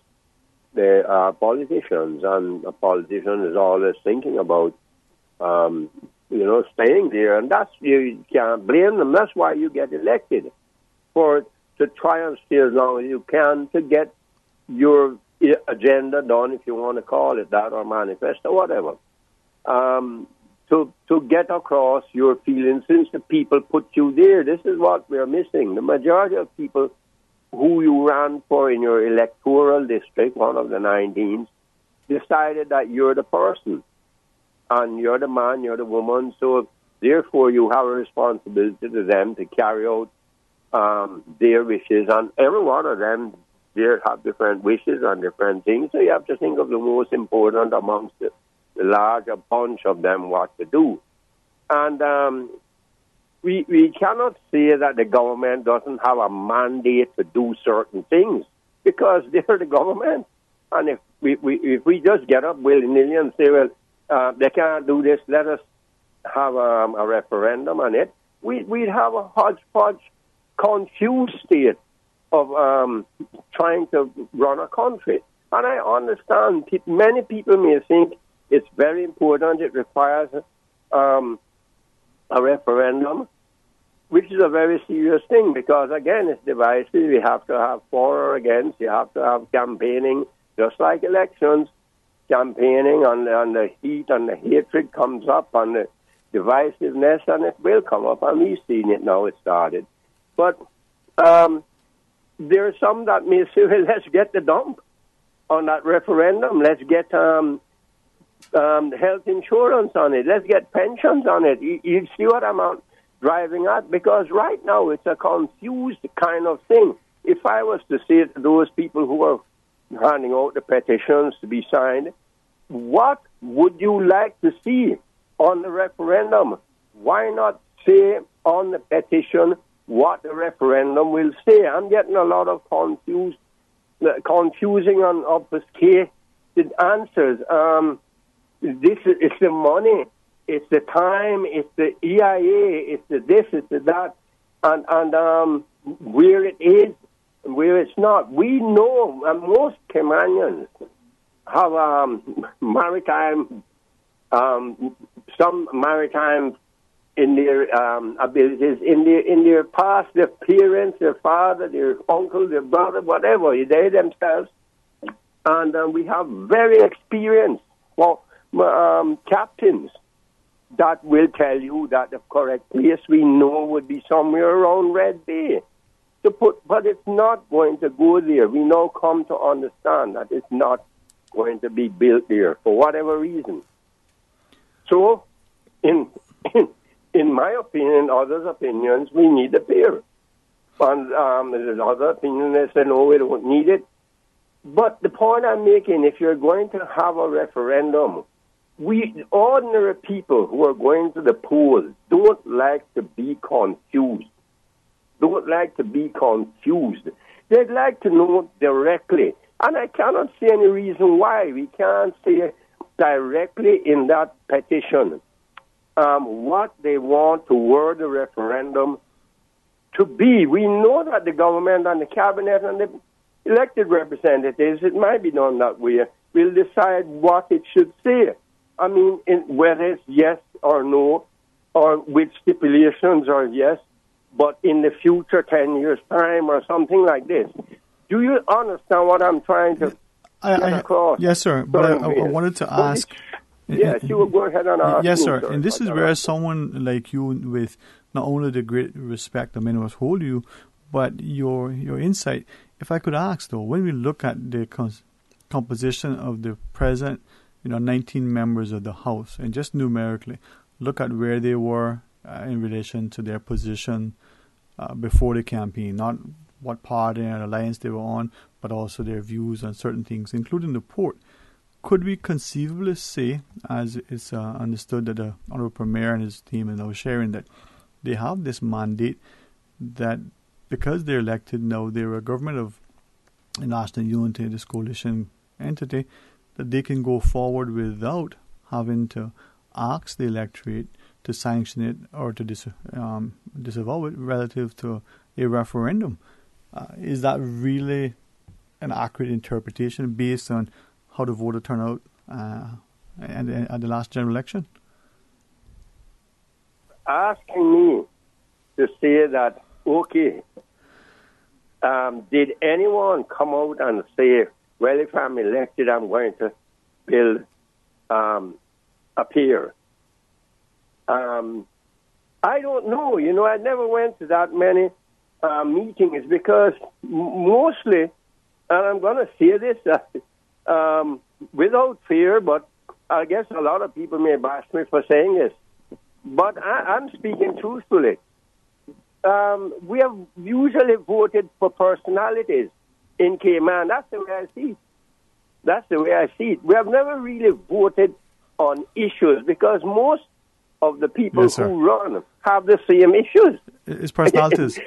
Yes, but I would say personalities. So if one person can get across their point of view or their agenda or their better to the public, then then they will say, okay, let's vote for that person. Because when you get into the ballot box, it's either you're going to tick that X or whatever against that name, or you're not going to tick it against that name.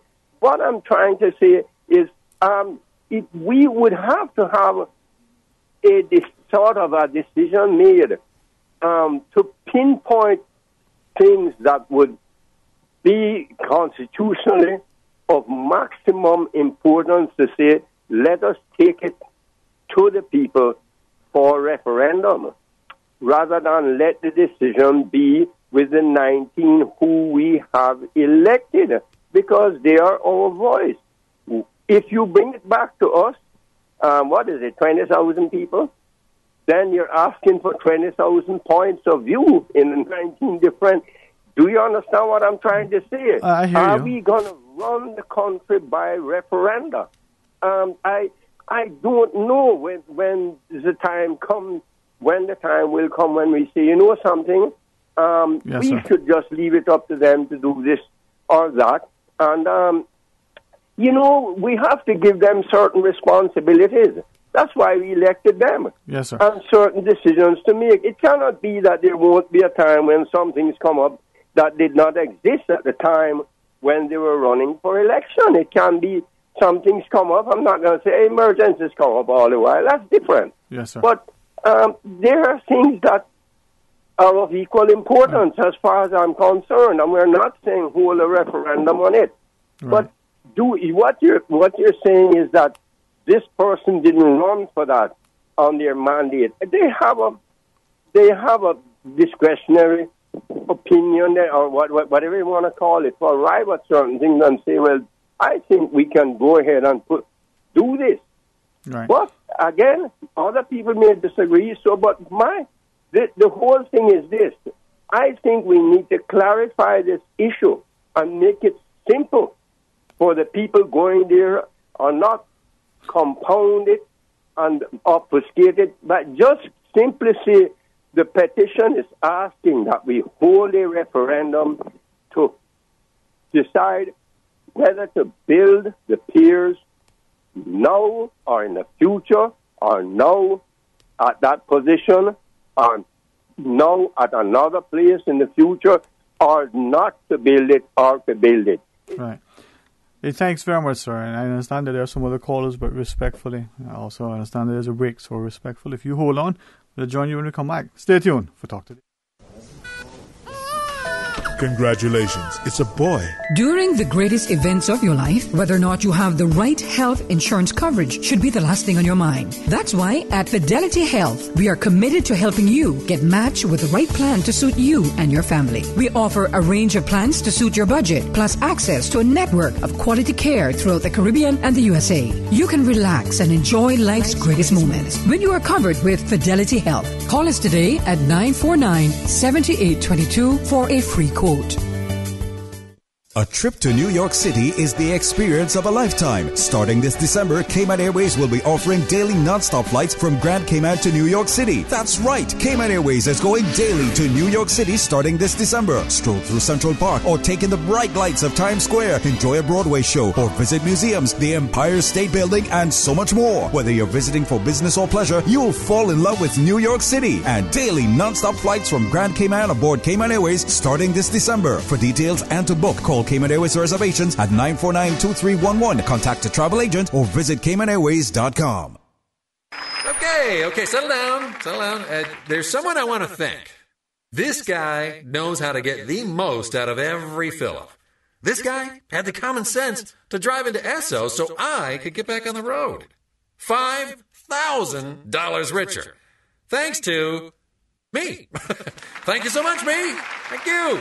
Yes. Spend $25 at any Esso service station and get a chance to win in weekly draws for $5,000 cash. Every week for 5 weeks, we'll be choosing a winner. You can also get a chance to win free fuel and prizes at our weekly Spin and Win events. That's $30,000 in cash and prizes to be won. Drive into an Esso station today. You'll thank yourself. The Esso brand is a trademark of ExxonMobil Corporation and is used under license. Ladies and gentlemen, boys and girls, you're invited to participate in the Lions Club of Tropical Gardens Brenda Tibbetts Lund Memorial 5K Walk Run starting at 6 a.m. The 5K and 10K walk run on Sunday, October the 14th at the 7 Mile Beach. Entry fee is $25 and participants can register online at www.caymanactive.com or the Lions Club of Tropical Gardens Peak Shop in the Elizabethan Square, 10 a.m. to 4 p.m. Monday through Friday. Funds raised go towards paying for mammogram screenings. There will be trophies for runners and all participants are entered into the raffle for following the event. Breast cancer survivors are also invited to attend the walk run. There will be special goodie bags for all survivors who attend.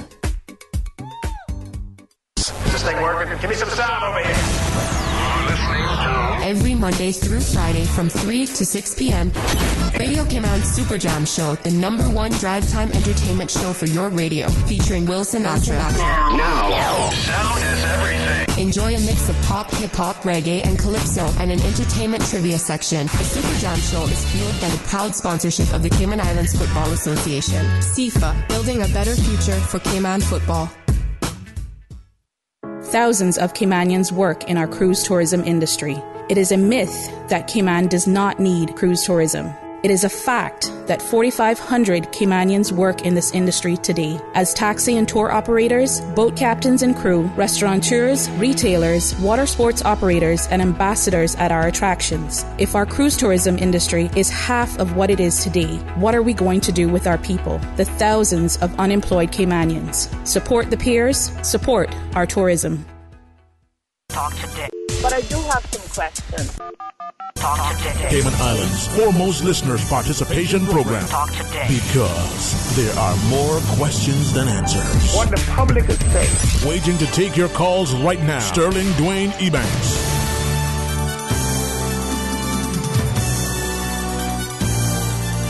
Hey, good afternoon. Welcome back to Talk Today. We do have some calls online. Thank you for joining us as you go to our phones. Good afternoon. You're on Talk Today.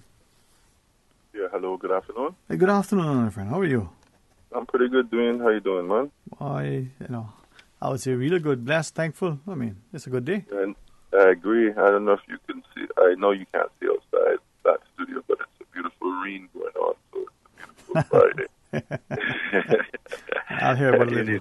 You need to ask Norman to cut you the window on the side of the building there somewhere. Yeah, man. Well, but then luck, I mean, maybe I'll get a job done at Rooster. They have a good studio there, man. We can do a petition for that one. Yeah, Jason M would be. Anyway, not a problem. But that's why I'm calling, man, because I listened to the last caller, and I thought it would be important that we clarify and kind of ramp it down a little bit, keep it in check. The long and short of it is, Dwayne, is that though we don't intend to run the country by petition, but we can. That is, the people can if they want to. So if the Constitution is our highest document of law, in that Constitution it provides Section 70 that allows for the people to be able to initiate a referendum. It goes without saying that the government every day in this country, and certainly every Tuesday, the last time that I'm aware of, on Tuesdays is when the government meets with the governor. They have their weekly meeting on Tuesdays, all the ministers together, and they decide on policy, direction, and all that sort of thing, including projects. So that's their say, and they do that via the Legislative Assembly. But the people can decide when they care to oppose a project, support a project, or otherwise. I know and respect, Mr. Helston's view, but I just want to point out to him, I know he mentioned there are other things that are important. Well, I know he talks a lot about pensions. It's his right, Mr. Helston, it's your right that if you care to, if you feel so inclined to do, you can start a petition yourself to petition the government that people initiate a referendum to end deductions from pensions on the pay, since you feel strongly about that. And if you're able to get 25% of the electorate, and if you think that's easy, Mr. House, then it's no easy feat, because I'm part of the group that's trying to get people to sign for the petition. And that's all the petition is saying. So it's not convoluted. It's a very straightforward wording, and I think, Dwayne, with your permission, I'll read 2 sentences of it, or a couple of sentences of it. The petition, when you get the book, Mr. House, and if you haven't seen it before, at the beginning of the petition, it's very straightforward wording, nothing confusing. It says, whereas the Cayman Islands Constitution Order 2009 in Section 70 provides for a people-initiated referendum to cabinet signed by no less than 25% of the persons registered as electors. And whereas we, the undersigned electors, in prayer below, do hereby humbly request the cabinet to hold a people-initiated referendum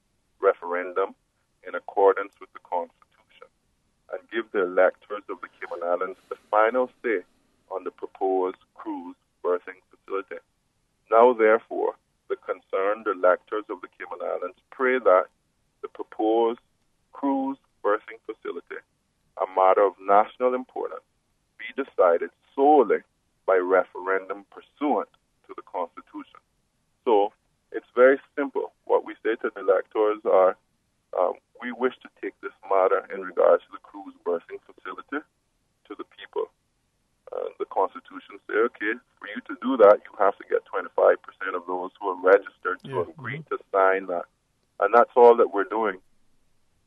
How that wording is done in the whole entire nine, as he so rightfully said, is decided by Cabinet or decided by the government in Cabinet.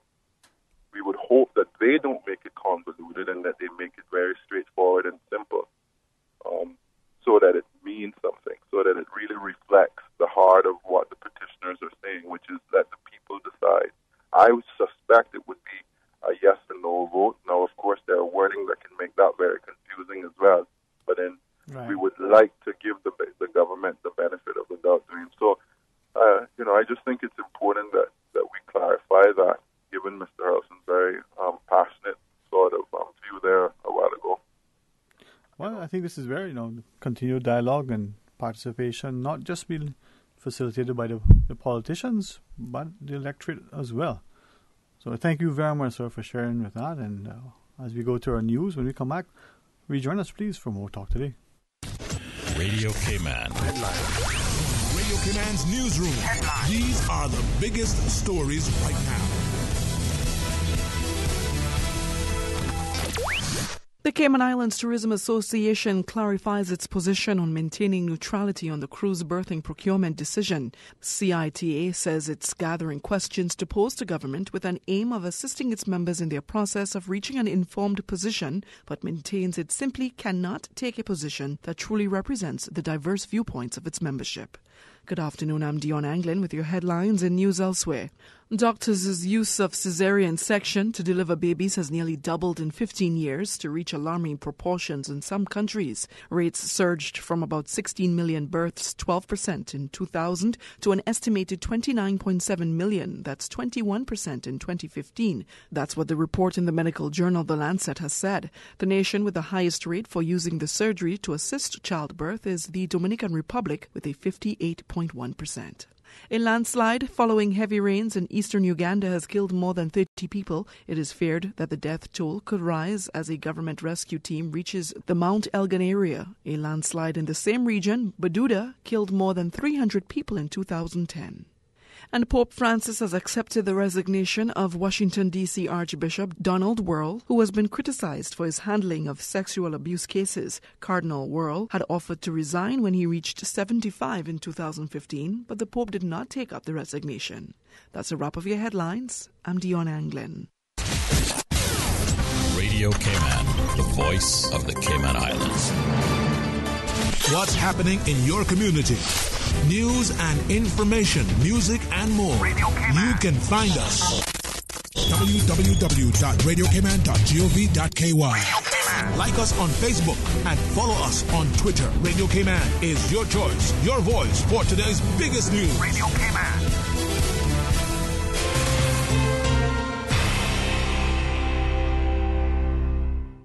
At Seaboard Marine, customers often ask us questions about their shipments. Hi, I'm thinking of buying a car from the States. Which port do you ship out of? Hi, we ship out of Miami, Houston, and Brooklyn. Just let us know your port of choice and we can provide you with a quotation and answer any questions you may have on insuring and protecting your vehicle during its journey. Shipping shore to shore, Seaboard. Congratulations, it's a boy. During the greatest events of your life, whether or not you have the right health insurance coverage should be the last thing on your mind. That's why at Fidelity Health, we are committed to helping you get matched with the right plan to suit you and your family. We offer a range of plans to suit your budget, plus access to a network of quality care throughout the Caribbean and the USA. You can relax and enjoy life's greatest moments when you are covered with Fidelity Health. Call us today at 949-7822 for a free quote. Talk today. But I do have some questions. Talk today. Cayman Islands' foremost listeners participation program. Talk today. Because there are more questions than answers. What the public is saying. Waiting to take your calls right now. Sterling Dwayne Ebanks.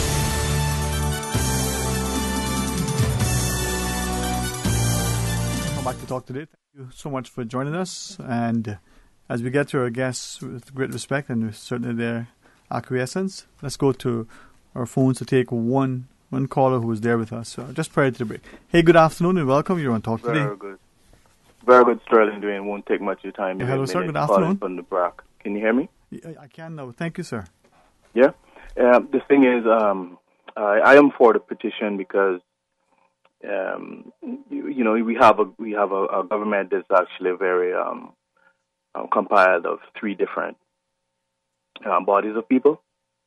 And the thing is, if we're going to go through with this, this project is going to take more than this administration.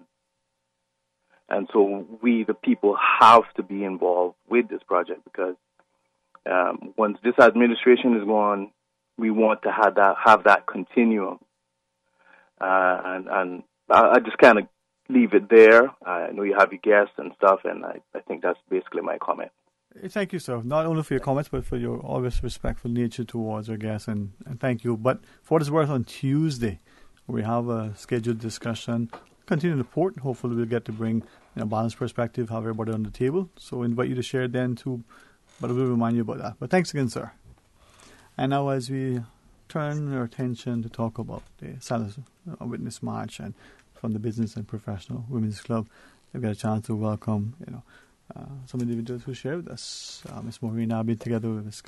Kimberly Connolly. And, I was reflecting earlier on our discussion that we had with respect to Protection Star Sheriff, Ms. Carlene and Inspector Ashworth. We're seeing our society. We're seeing that we're becoming cognizant. We're starting to appreciate that it's not an issue, whether like the Lions Club of Tropical Gardens and their breast cancer initiatives, for women. It's for all of us. Or whether it's, protection is for our elderly and our youth.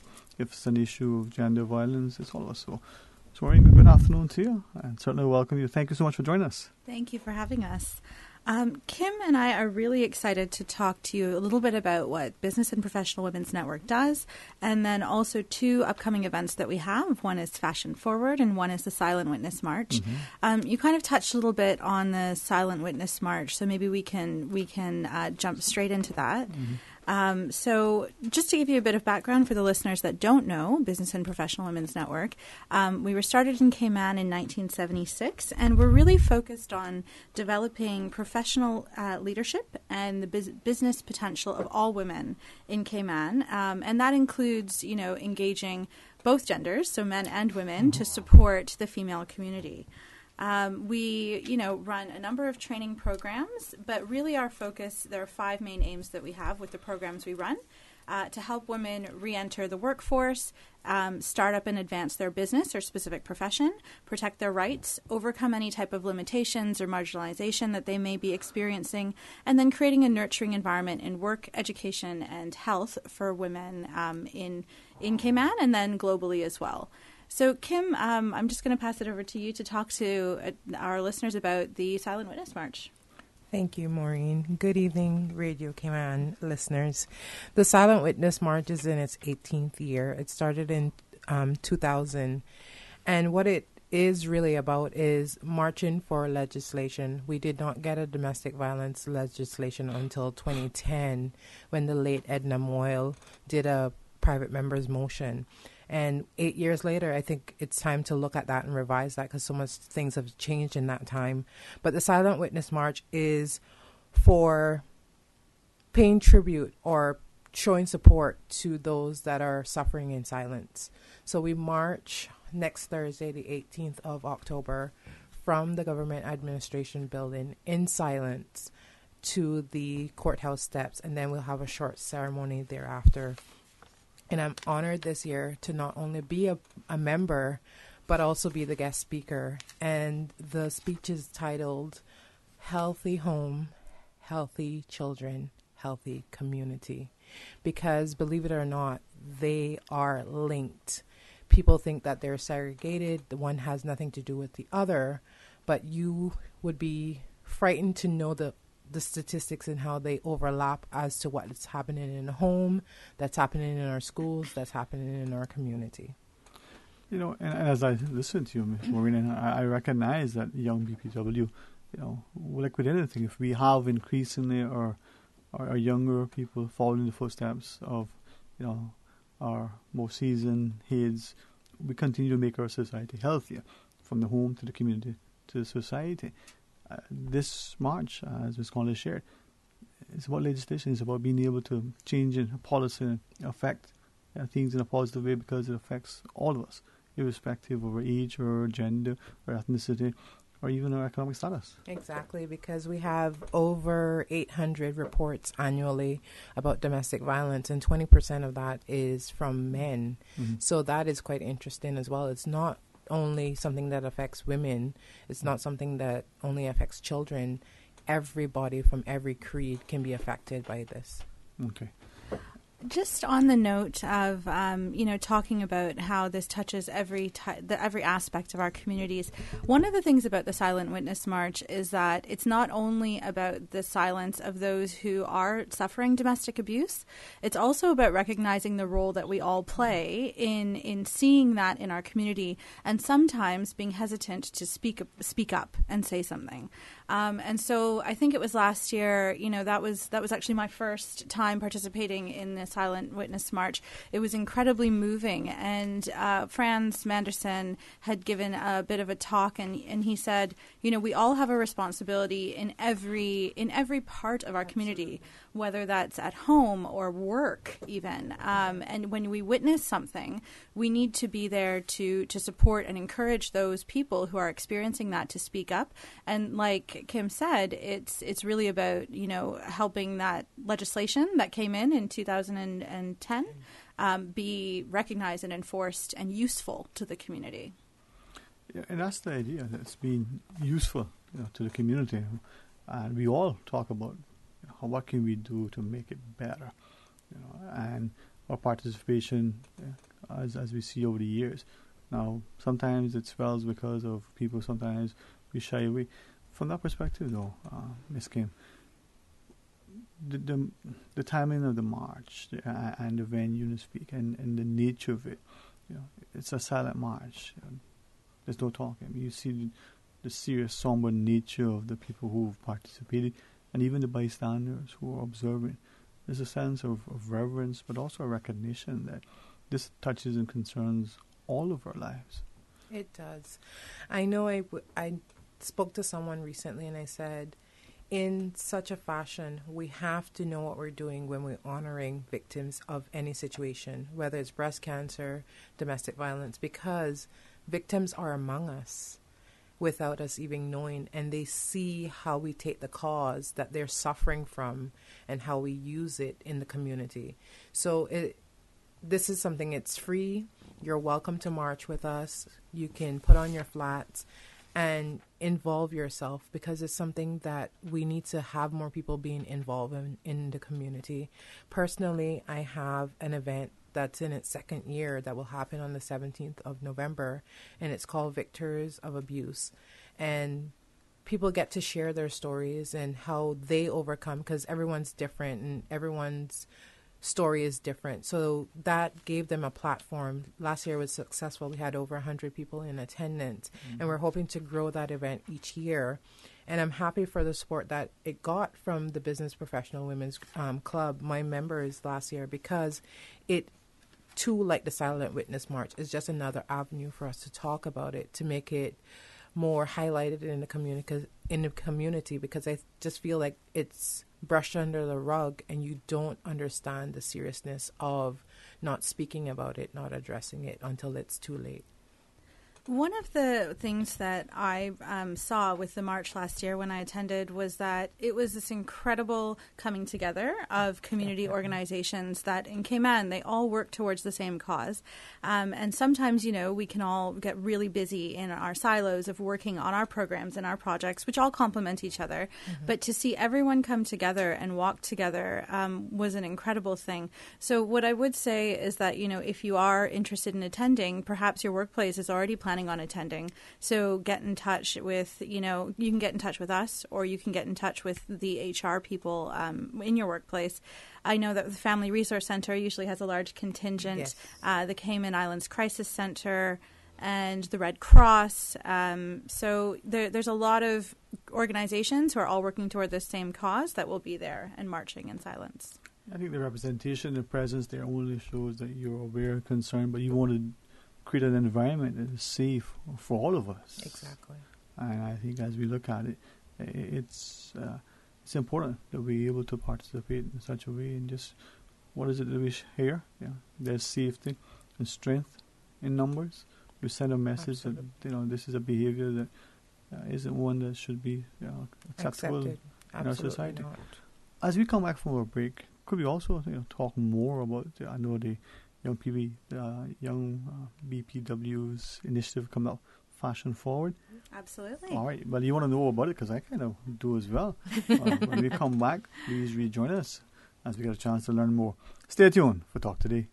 Did you know that recycling collection containers are located island-wide in Grand Cayman? The Department of Environmental Health's program is an integral part of DEH's waste management responsibility in the Cayman Islands. Start your recycling program at home today. Put your tin and aluminum cans in appropriate DEH recycling containers at all Foster supermarkets, Kirk Market, or Hurley's Grand Harbor.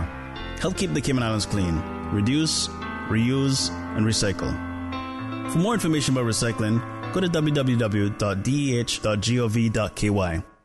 Cayman's cruise industry must be preserved and developed. It is a myth that the cruise lines will continue to call on Cayman at the rate they do now without the piers. It is a fact that the mega-class ships will not be tendered. Arrivals will decline by half over time as the older ships are decommissioned. This will hurt our economy and thousands of Caymanians who work in this industry. If we want to continue providing opportunities for Caymanians, we need the piers. Support the piers. Support our tourism. Dear Radio Cayman family, yes, you, our loyal listeners, join us, your favorite radio station, Radio Cayman, for the 12th annual Breeze Fusion 5K Walk Run. It's taking place on Saturday, November 3rd at Smith's Bacadere. Help us in raising funds for the NCVO and the John Gray High School Musical Department. Registration is only $20 for adults and $10 for students. Visit CaymanActive.com to register today or stop by here at Radio Cayman on Elgin Avenue. See you at Smith's Bacadere on November 3rd. Calling Caymanians and local businesses. Green iguanas are out of control. Can you cull 400 of them a month? Maybe more? If you can, bring proof you're Caymanian or your business license to the Department of Environment the week of October 15th and register for the Green Iguana Cull. Bring your firearms license too if you're going to use it. Registration is Monday through Friday evening, 4:30 to 7:30 p.m. Remember, blues belong, but greens got to go. Talk today. But I do have some questions. Talk today. Cayman Islands' foremost listeners' participation program. Talk today. Because there are more questions than answers. What the public is saying. Waiting to take your calls right now. Sterling Dwayne Ebanks.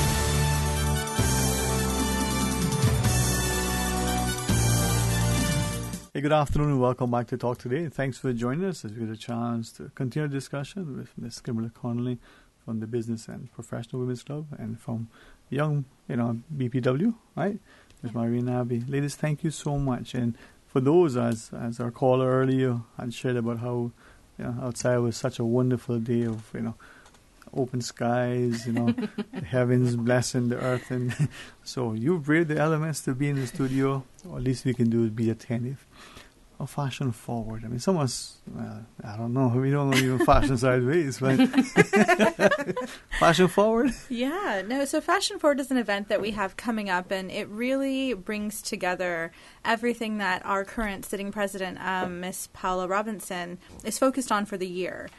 So a big focus of hers is really to see women working together often marginalized communities and from marginalized communities to take the initiative to reach out to, youth who may be struggling, young women in the community, and those who just might need a helping hand. She is really focused on making sure that our membership is all about a diverse group of women. And so actually this year for Fashion Forward, we're really excited to note that we've partnered with Tile Lounge to run this event. So Fashion Forward itself is actually a night of fashion and entertainment and excitement. The event was held a couple of years ago, and now we've brought it back. It will be at Royal Palms Beach Club next Wednesday night. It begins at 5:30, and it's like I said, it's a combination of a lot of things. One of those things in particular, clearly, Fashion Forward. It's all about fashion and couture. So we've had some amazing people from the community donate designer wares that are gently used. Those will be fashioned by our fashion models. So the models include those students and young people from Tile Lounge, in addition to Kristen Amaya, who is Miss Cayman Islands for 2018. And they include, brands like Dolce & Gabbana and Escada, Valentino, Ralph Lauren. I know Andrea, who's one of our past presidents, just had someone drop off 3 beautiful big bags of clothing at her place that will be available for purchase or in the auction, and you'll be able to see it modeled as well, and you'll be able to try those things on. So the entire purpose of the event is to raise funds for a scholarship fund that YBPW and BPW Cayman run. It's, it really is all about the Corinne Thompson Scholarship Fund. So some people may recognize that name from the community. That was, A.L. Thompson's wife, and she was actually BPW's second vice president in Grand Cayman. And so the Corinne Thompson Memorial Scholarship was actually first awarded in its first year to Juliana O'Connor Connolly, another name that you might recognize. And she was Cayman's Minister of Education, Youth, Sports, Agriculture. And that was in 1997. So we, as an organization for many years, have been supporting, women in their educational needs to ensure that if you are in a situation where you want to pursue post-secondary or college or whatever it may be, finances aren't an issue for you to get through that. So that's what the entire event is about. It's raising funds for that. It's about having a good time. And yeah, it's going to be a night where I don't know, Kim, if you want to mention some of the entertainment that we have. So we've actually got Quintessential Movement, who have been sort of a staple at a lot of the community events in Cayman recently. They do some amazing dancing and hula hooping and that kind of thing. And then we've also actually got Cayman Synchro, who will be there doing some incredible routines in the pool. So it's set to be a really good night. And then, of course, you're supporting an incredible cause. Definitely.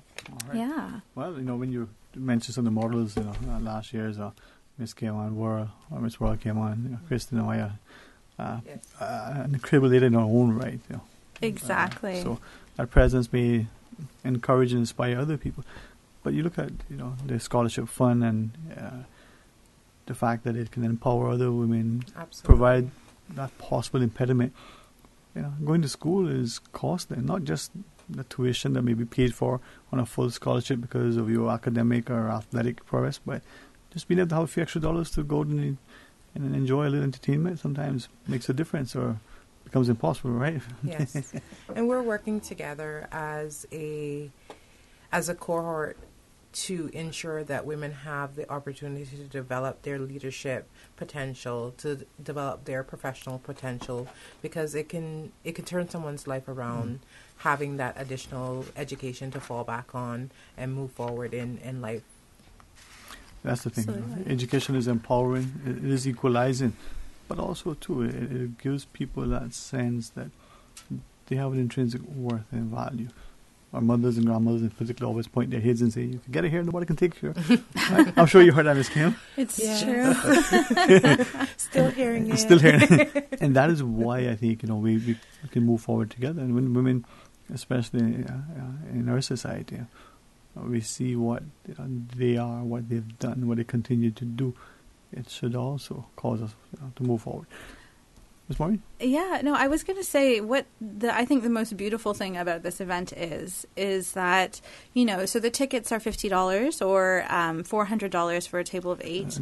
And for that amount, you are contributing to such an important cause. I think all of us at one point or another in our lives have been in a circumstance where that extra $100 goes such a long way, whether it's for education, whether it's to cover off a grocery bill, whatever it may be, right?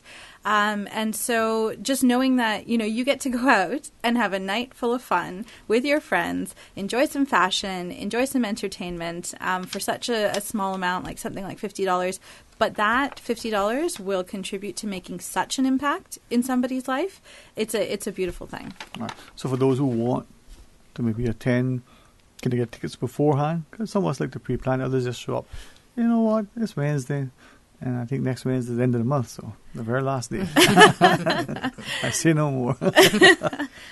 How can those who are interested, if they want to be a part of the event, to support, the Business and Professional Women's Club, but also maybe want to enjoy themselves, midweek, end of the month, good way to celebrate. Absolutely. So there are a couple of ways to get tickets. One, our biggest tool right now that we use for communication is the BPW Facebook page. So you can always go to the BPW Facebook page and message us, and we will reserve some tickets for you. You can also call myself at 326-3468 and ask for a ticket, and I'll put your name down. And in addition to that, you can actually buy on the day of when you get there. So if it is, you're kind of going through a midweek slump and you want something fun to do with your friends, girls and guys, please feel free to just show up to Royal Palms on Wednesday next week, 5:30 p.m., and it will be going late into the night. So. And the most important thing is to walk with more than $50 because there's going to be auctions. There's going to be things on sale, and all of that couples together with the ticket costs for the scholarship funds that we support through the program. Right. Absolutely. Well, if you're a student or you with a parent of a student and they were off university and you thought you had it all covered and all of a sudden you get a phone call. Well, probably these days it's probably a message or some sort. WhatsApp. Mommy, exactly. I could use an extra $50. Yeah. I'm sure nobody had that happen to them yet. But it does make a difference. It does. And I think as we support education, we recognize how that causes our young people to see that they have a value and a worth, and through that they can make a contribution. Absolutely. BPW, though, as you shared, Ms. Navi, the idea that it's been in Cayman for some of us, it was our mothers or aunts who were there, and we were growing up, being aware of it, 30, 40 years, later. It's been an incredible resource within our community, and through legislation that's helped to implement, lobbying efforts that help. A lot of it can be traced back to those stalwarts within the club then and now, who continue to be the shakers and the movers in the community.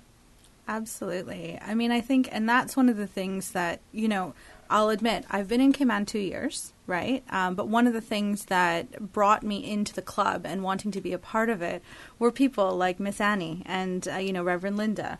And the stories that they had, firsthand accounts of what they had to fight for to make it so that now we can focus on education, right? When the club first started, there were some really serious, there's still serious issues, but there were some really serious issues that, nobody was willing to stand up and say, we need to address this. Well, I think that's the thing that many people don't appreciate. Maybe we're not students of history. Maybe we don't, and like one of our stalwart gentlemen in the community, always lament, we don't read enough. We're not willing to take time. All of us, not just the youth. We lambast them for that, but all of us. Look to the U.S., and its sort of progression with respect to this, the rights of women to vote, to be seen. And that's not that long ago. No, it's not. And yet people come here and go, well, you mean, women only learned to vote, got a right to vote a few years ago? Yeah, next year is 50 years. Yeah, exactly. And for me, everyone's like, your vote.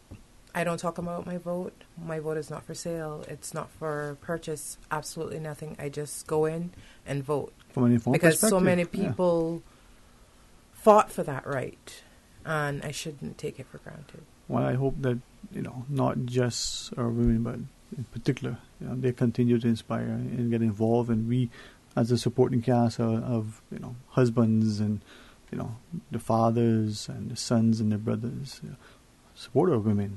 Sometimes it may mean that we are there to pick up the slack, or just to do it because they need to be able to attend the meetings, be able to participate in the fundraisers, and to assist with the different programs.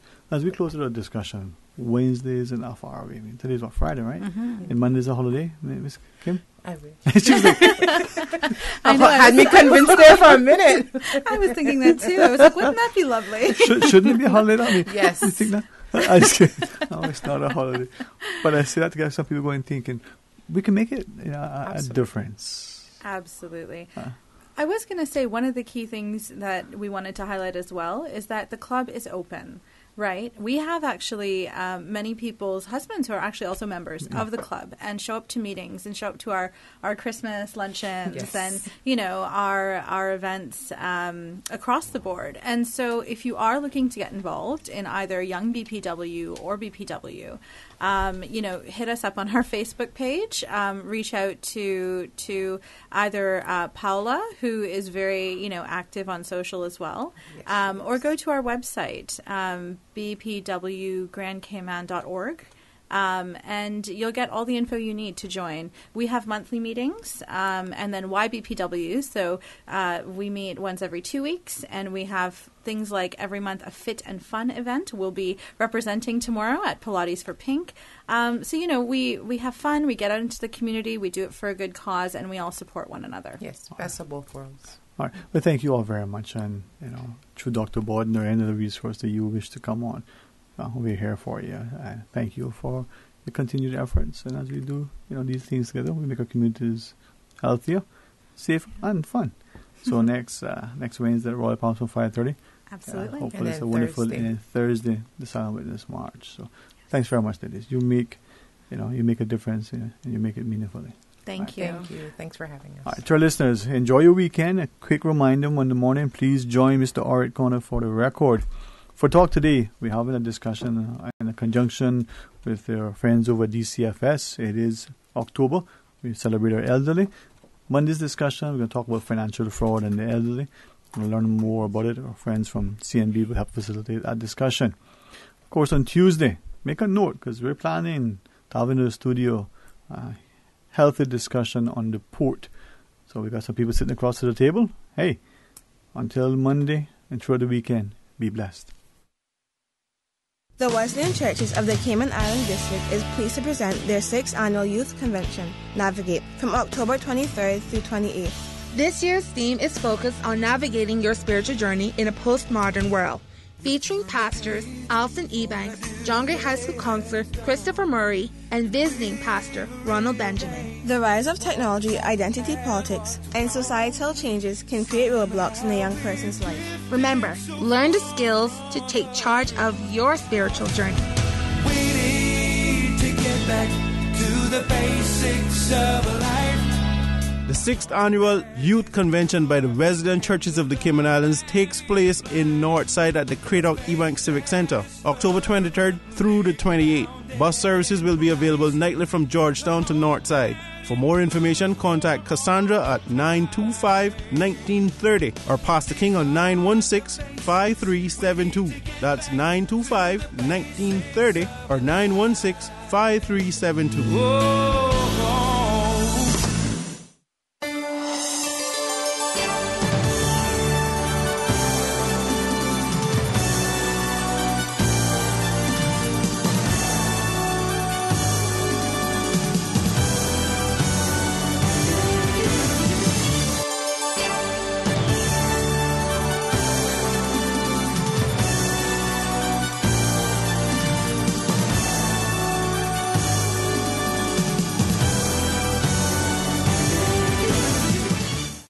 Shaken yet standing firm. This is Radio Cayman in the Cayman Islands. After all that talk, sit back, relax,